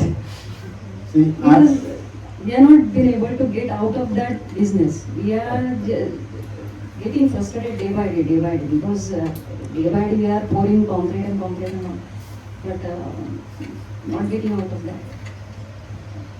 So maybe you can't get out, but what about your future generations? So you understand the limitation, but your compulsions are that it is very difficult to change at this stage. So at least you can propagate that this is not the right work, this is the right work, so my children will learn the new work, or the future generations, I'll explain to them why this is not the right work, so that more people don't take it wrong. Yeah, but doing that also not giving a lot of satisfaction, because that burden is still there. For last 10-15 years we have done a lot of things, say for in interiors, lot of lights have been used, lot of material have been used. So it's trying to change the style, but still that old burden is not going away. So see, there is a problem in there of looking at certain things as good things and certain things as bad things. I would suggest you understand this properly. Then you will be able to come up with a better solution than whatever I can suggest. Because I don't know your situation properly. I don't know what your circumstances are. You only know that best. Okay? The principles, if you understand, you'll be able to find a much better solution without harming your family or disturbing it too much. You will be able to find a good solution. That's what I've been able to do, therefore I can say. That's why here we don't have any do this or don't do this. So, no prescription for everything. I'm back to the human nature. So, as per this, anything that I just sit and observe in nature, and if it gives me happiness, it's not happiness. I'm not saying that. If they're happy, very good. But you're saying that the fact that it's just limited to the question where it's limited to human relationship. Somehow it's What you're saying, the source is knowledge. When you're observing this, you're getting knowledge of this or not. Correct. So that will give you happiness, no? Yeah, but when under happiness, when it says where, so what is the word where? How do you live in continuous happiness? Once you've observed nature. Yeah. Right. Now what do you do with it? Go back to it whenever I feel like it and Or you can spread it. I can what? Spread this knowledge. Yeah. Okay.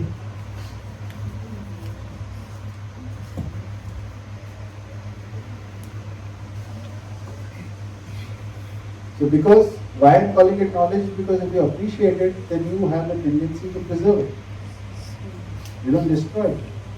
So if you have, and you have the ability to recognize the cycles within it, how to stay aligned with this cycle. All this needs to be propagated now. So if you want lasting happiness, then you have to think. Then people will be learning from you. That will give you happiness. Oh, so where means that. It doesn't mean where you okay, what is that?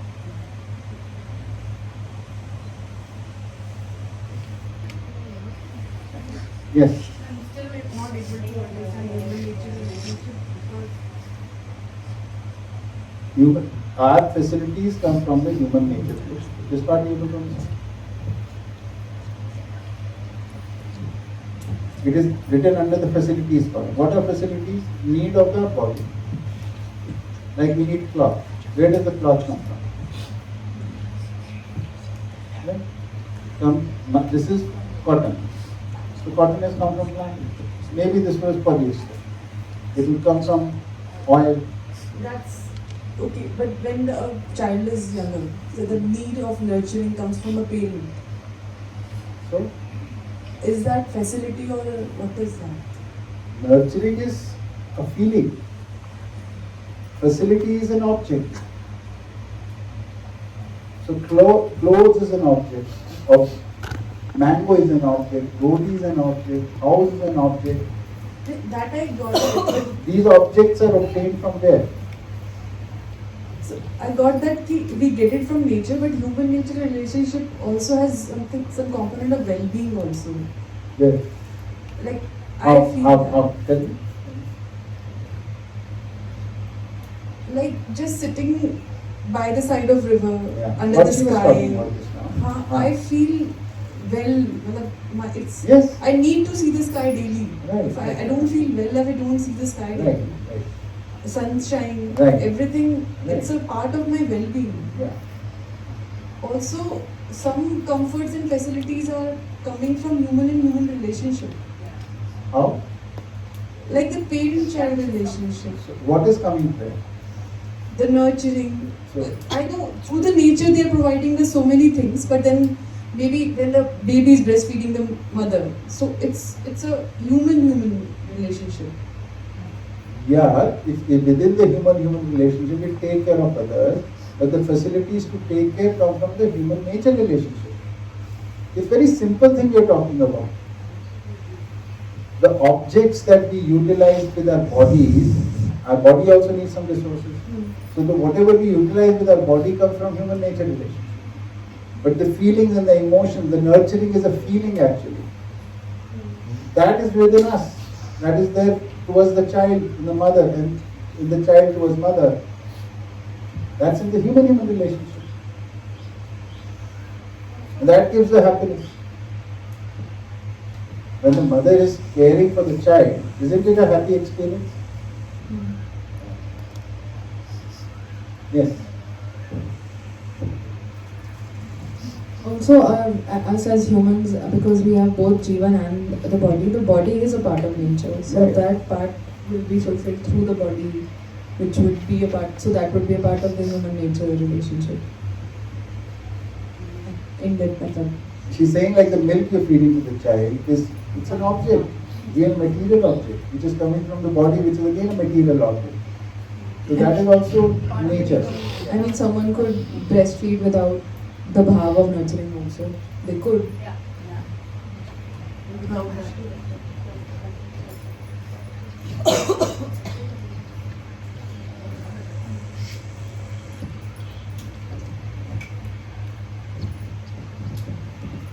So, in the facilities part, the continuation part is a cyclicity. Yeah. So everything, whatever, when we say harmonious occupation, it's cyclicity. Yeah. When we say human contact, it is like a cyclicity of human body. Human contact, cyclicity of Well, everything is here is a gross things. Facilities are gross. Yeah. It's, and that particular thing is subtle form. Or Yeah, just like this is- abstract, yeah. form and formless. Okay, let's Yeah. use the same common Yeah, language. yeah. So this is formless, this is form. Yeah. So The happiness is formless, facilities are with form. form. Yeah. So the sustainable form, I mean, the last part, the sustainable form, in case of formless, is an evolved consciousness. Yes. In case of form, it is basically the continuity of humankind is the How do you sustain facilities? Oh, and it is not restricted to yourself only, because as a single person you cannot sustain facilities. You need the whole system to work. Yeah. So everybody in human contact, without it, now nobody will be exploiting anybody. So the cycle, all the cycles will be maintained. So apparently all the above things Yeah. done by every human being Yeah. is the sustainable form. Yeah. And that we are calling it as human conduct. Yeah. It's like all the above columns. By a collective, by human being as a collective. So minimum for this is the family, and maximum is the whole human contact. And I mean, just so that I understand from the Hindi version, so all the systems are going to come in that particular bucket. System In the sense, let him speak. so the systems of like Justice. Production, economy. the economics, all that. You're talking about the health system, the knowledge system, the production system, all those systems. Yeah, that will come in the human conduct.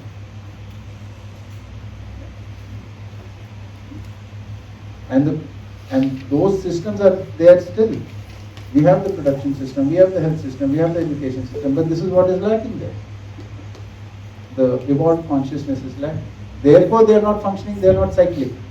Therefore, they are exploited. I mean, you're going to say the causality of this non-cyclicity is because of the evolved consciousness. Yeah. That is the problem. So, just sorry, one yeah. second. What is the Hindi word for evidence? Praman. If you want, I'll share the Hindi presentation also. I just feel that something else gets captured in Hindi words, and that's why I was asking. Sometimes, yes. It depends on how much you use. Like even for me, English is the second language. So sometimes I have to think in Hindi and translate the head. Yeah.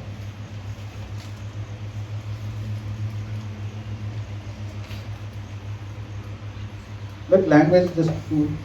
You can always make up language also. You can also add words if needed. Like there are a lot of words which are there in Hindi for which there is no exact. Like for Atma, soul is a very poor translation, actually. But we use it for an idea. But if need be, we can say that Atma is the English word also. We can just say it like that. So, I mean, like Jeevan, I don't know, I might not know the language fully, but like life force, like Jeevan, life is not. Yeah, that is the translation which is in normal Hindi.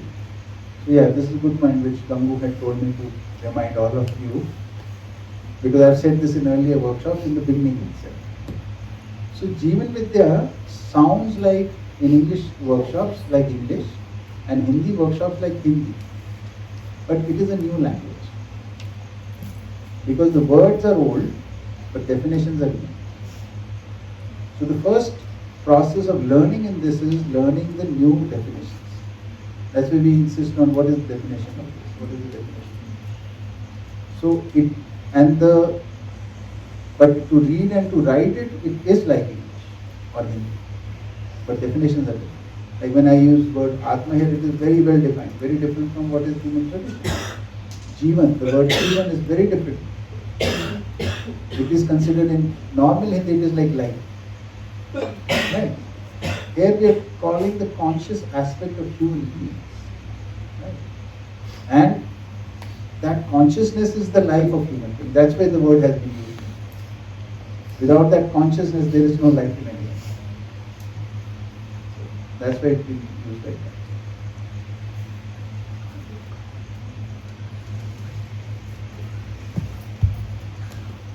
Okay.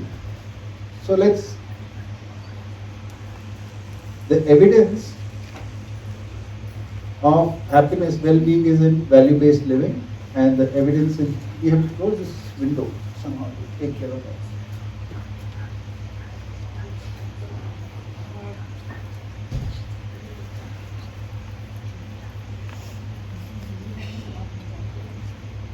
Use the bed sheet. Use the bed sheet, no? As there is this.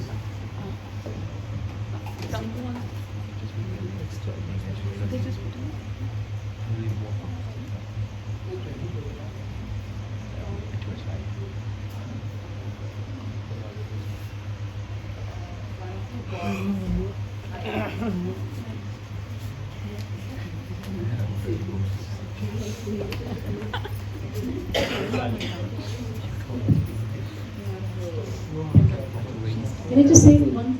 Yes.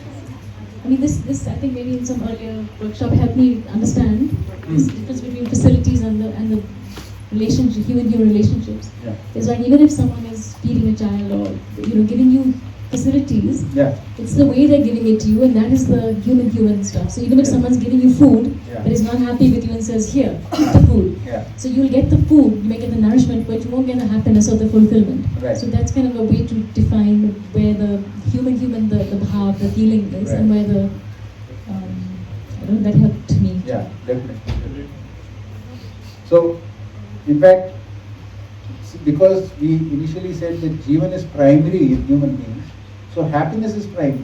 So if somebody is disrespectful while giving you food, you might reject that food, even though you might be hungry, because it is disrespectful. Okay, good enough. Which side? Yeah, Nandri.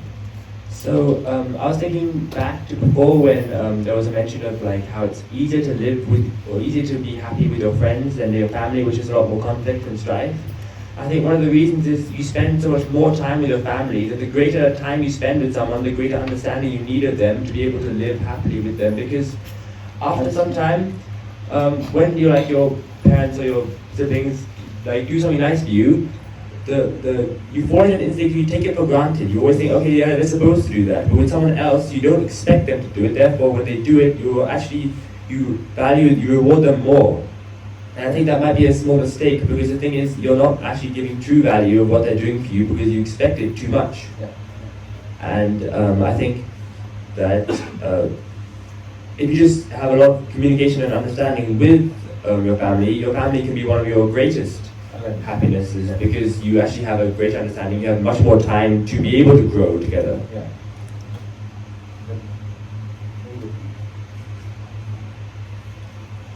So, evidences of well-being is value-based living. If you are happy, you will be living with values. What are values we talk about? And evidence of that you have sorted out your facilities part is trusted. Your facilities are fulfilled. You are trusted.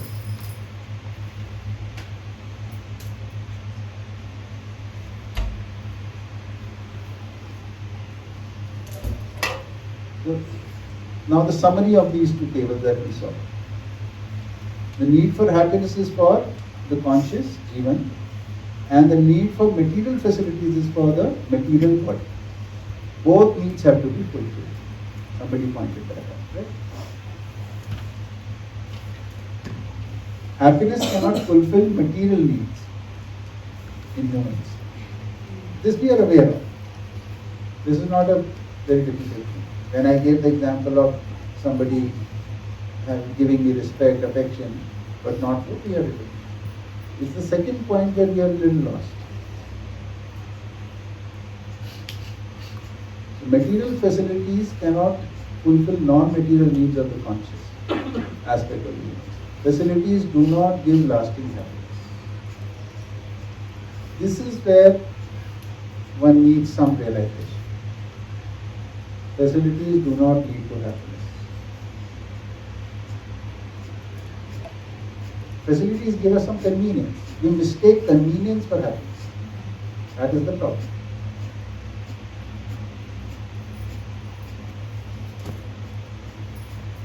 Yes. I'm really doubting now whether whether I have ever felt happy or not. Seriously, like, because the definition of happiness is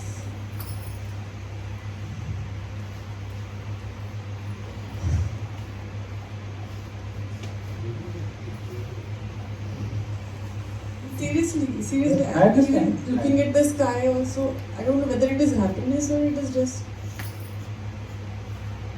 I'm assuming it is happiness. Huh? What is it? Use the mic. We are yet to explore the definition of happiness. So, huh? She was saying that harmony in relationship is happiness. What is it? Right. Give me one definition actually.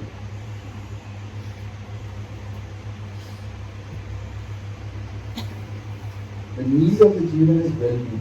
And this well-being is what we are calling happiness. What is this well-being? A mental well-being, a physical well-being, material well-being, social well-being, ecological well-being. And these are all functions of some relationship.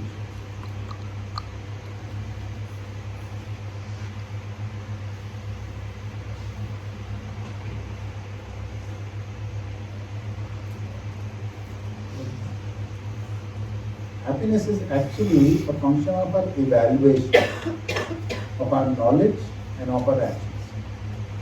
Knowledge And actions. Conduct. So if we believe that we are doing the right thing, then that Not is believe, to be evaluated to find it. If we evaluate believe it, will ask for it. against the framework. Yes. Now, evaluation is always against a framework. How will we evaluate? But then it can be a very subjective definition because like a lot of people believe that they have the right framework and according to them they are doing the right thing. Yeah.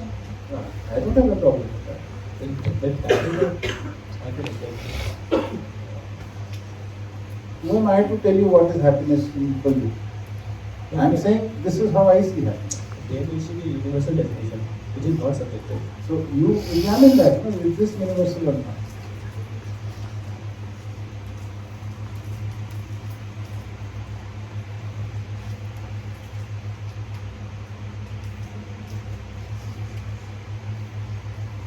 We evaluate our mental faculty, how I'm thinking, how I'm feeling. Right? We do this. We also evaluate our physical well-being. We also evaluate our material well-being. We also evaluate our social well-being. We also evaluate our well-being. And the actions there. And all these five are affects one another. Mental affects Yes. physical, Yeah. physical.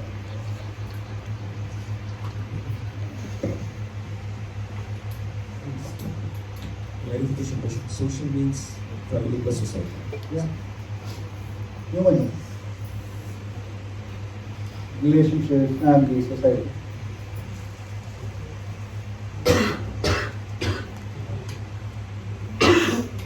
So the mental in that, like, we have 5 words. Mental, Clarity.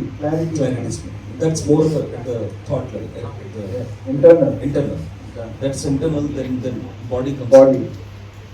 And then the requirements of the But body. even education, ecological is the nature part. Long-term impact Is ecological, on the system. and the material is a need. Is the Current need. fulfilling our Current needs. bodies, our families' bodies, material needs.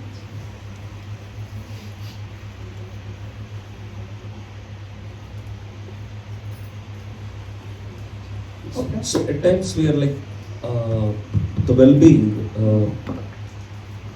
It happens partially. To a certain extent. Sometimes, although in some way, somewhere, Jeevan Vidya talks about that partial is also not possibility. It talks that can there be a partial well-being?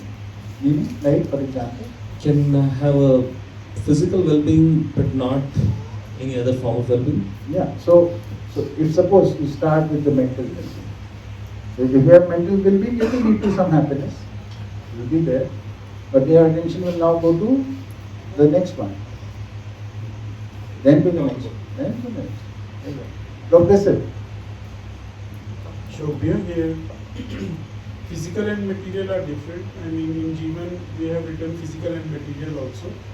So physical well-being is the well-being of your body, and material which is health, state of health. And when material we are saying well-being is like for to maintain our body and family's material needs, we need to have a good occupation, and so that we can fulfill those material. Health and materialistic needs.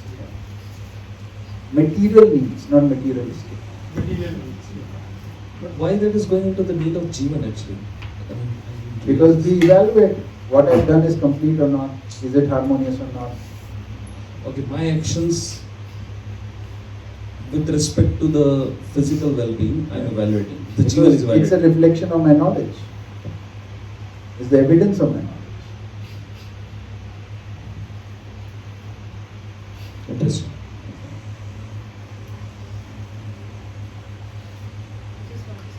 Huh?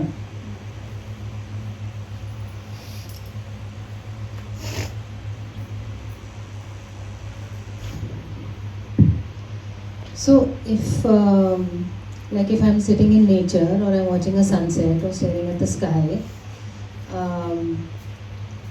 in any way, if in any way it connects with any of those four aspects, clarity, prosperity, security, coexistence, if I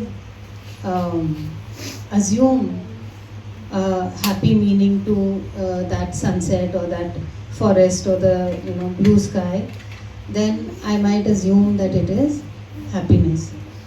Like if I'm staring at the sky but the sky is full of smoke, it's not going to give me that happiness.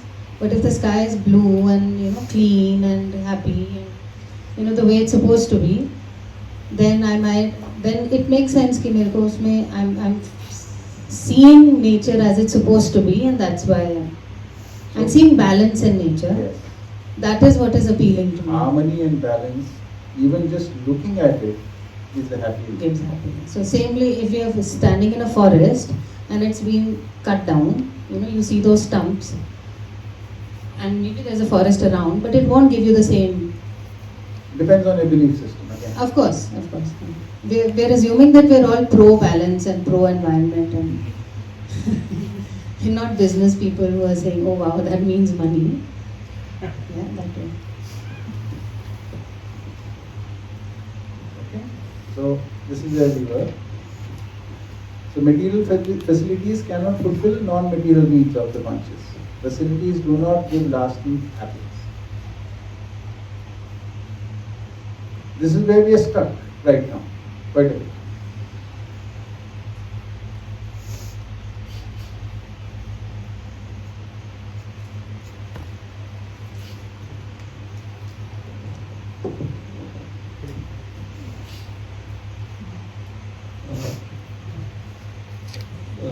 Just to clarify, so let's take an example of alcohol, like a human consuming alcohol. So alcohol doesn't give joy, like doesn't. It gives a sensation. Sensation to look at it doesn't have a taste as such, no? Like it has a taste. People. हाँ मतलब खर्रा पियो और scotch पियो, test का difference पता चलता है? That's a, I think, psychological thing, but is it? No, some people like it. You may not, I may not, but some people like it. There is a taste. Anything you put, whether it is food, edible, non-edible, it has a taste. It's interaction with the taste buds and the object. Everything has a taste. My point is, I believe that a lot of people. Again, lot of people talk about you. You get lost as well. Let's say me, I do it for lightness of mind, basically. So it's a sensation, that lightness, no? Lightness, I think it helps me not think about conflicts in my life. So many fights take place, drunken brawls, you know, this. I mean, go to a football match in England.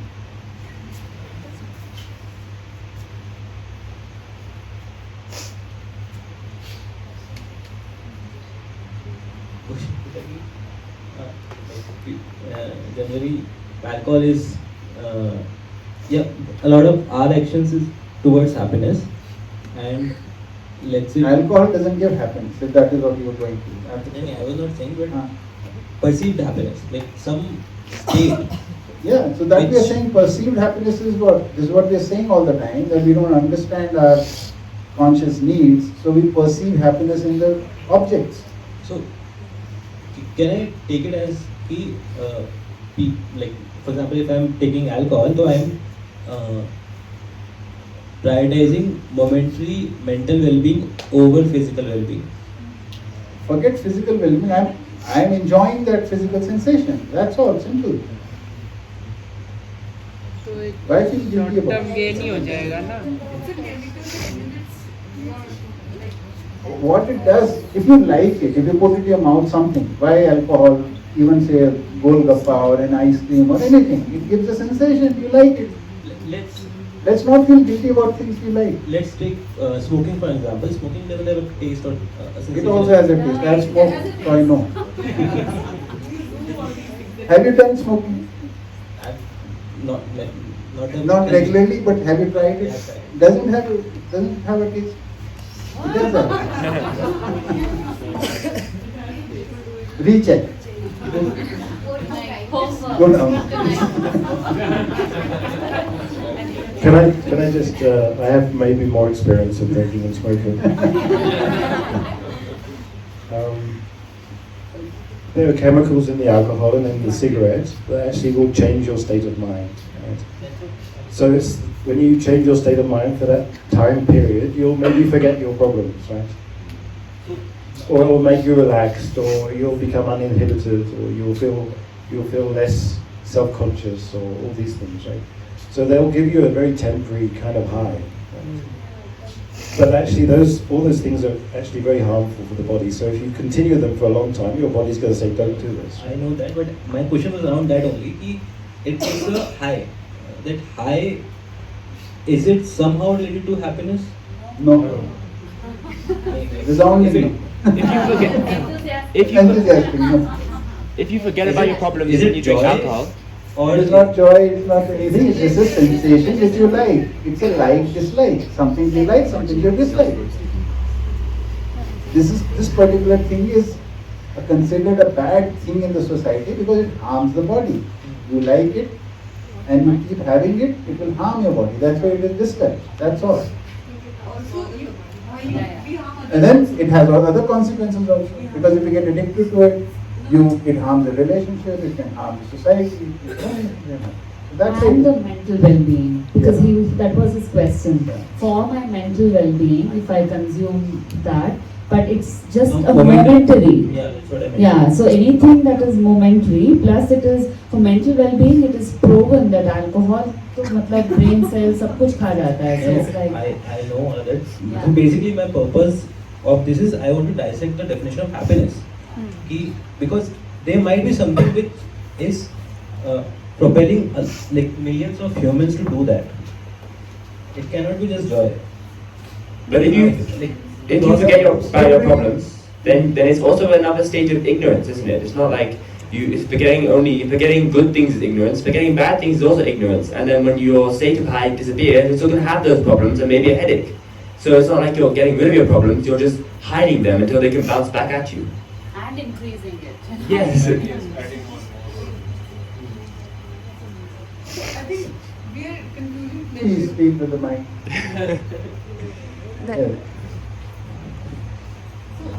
I think there's a very clear-cut difference between pleasure sensation and joy or happiness. It's pleasure which we are seeking, because we cannot have that. A few minutes back only I'm doubting whether I am happy or not, or so. It's pleasure sensations we are seeking for in search of happiness. Then we realize it is not happiness, and we keep on seeking. Then, if we are aware enough, we realize no, this is not happiness. So it's pleasure, basically pleasure. Just to reframe the question, so if I am doing that, am I doing that for Jeevan's requirements or body's requirements? What do you think? like some part of it is obviously body. That is Body doesn't ask for anything except for there's a thirst signal, hunger signal, rest signal. What we are feeding it or what we are putting in it is all decision in mind. This we have already talked about. So we have assumed that this will give us some sensation that I want, I like.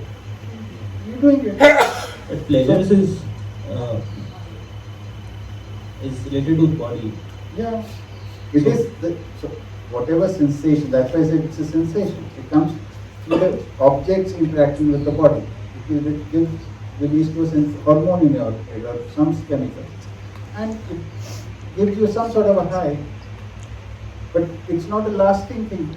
That's why I've put the word lasting happiness everywhere. So that requirement is not fulfilled by it. But it is in the illusion that it will address it. That's why it is Jeevan which is doing it, which is totally delusional and trying to obtain this from that object.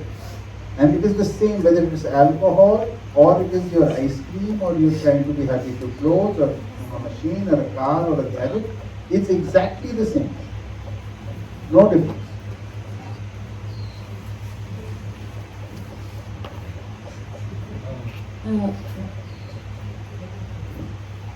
I think the point that Drishta had made earlier about resolution and happiness, which was that happiness, when we say that resolution is the first level of the process of getting, the steps that towards getting to happiness, and resolution is knowing in every circumstance and situation what you're supposed to do, and that gives you a sense of contentment and well-being, that you know what to do in every situation.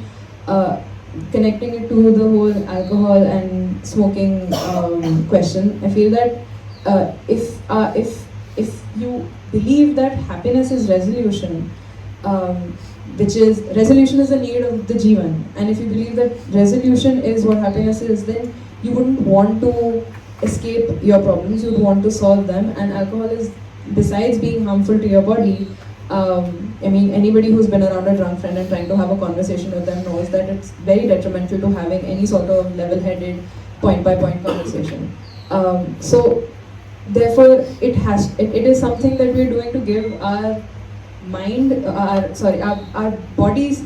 We assume, I think the materialistic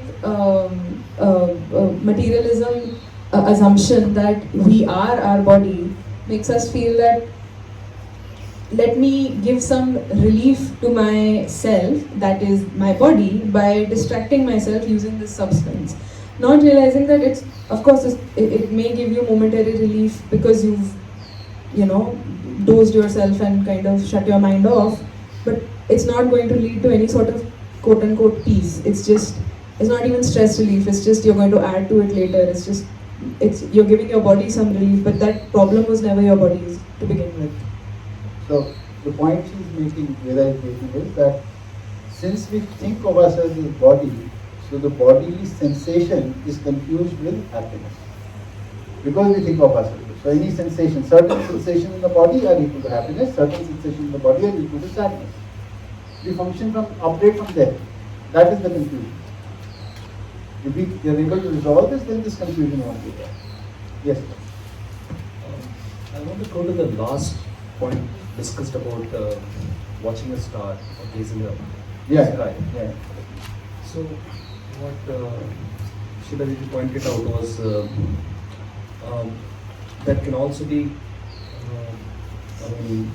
when I'm observing it, I'm enjoying the splendor of the nature and all.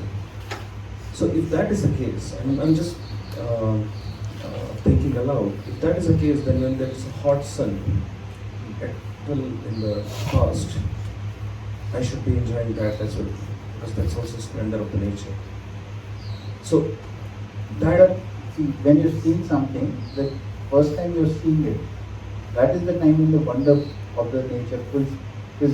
No, when we say splendor, it is not about, that's my question. It's not about wonder, it's about coexistence. You're seeing the coexistence around. It's not that, okay, first time I see the bird and I say wow about it. That's not, I understood the definition of when we were defining the human being. So it's about the coexistence I'm wondering about. Yeah. So I'm wondering, when I'm wondering coexistence, then it doesn't matter.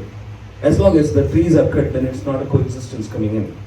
I mean, somewhere the disharmony will cause. But if that is not the case, then any weather, any place, anywhere, I will be just in wonder of the or True. So it cannot be consequential. Like, oh, I am on a mountain and then I realize the coexistence. You can realize coexistence anyway. Okay, so coming to this, anybody wants to say something? I want to go to this conclusion part 2. Okay. Is there-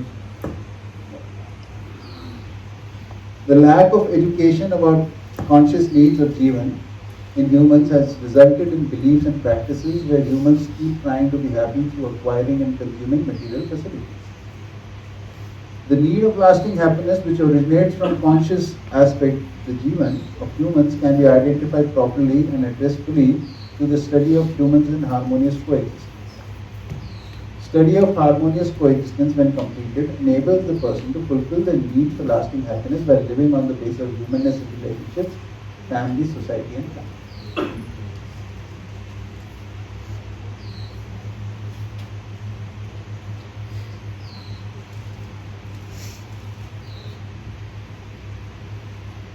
So a lot of discussion which was taking place right now is about the first one.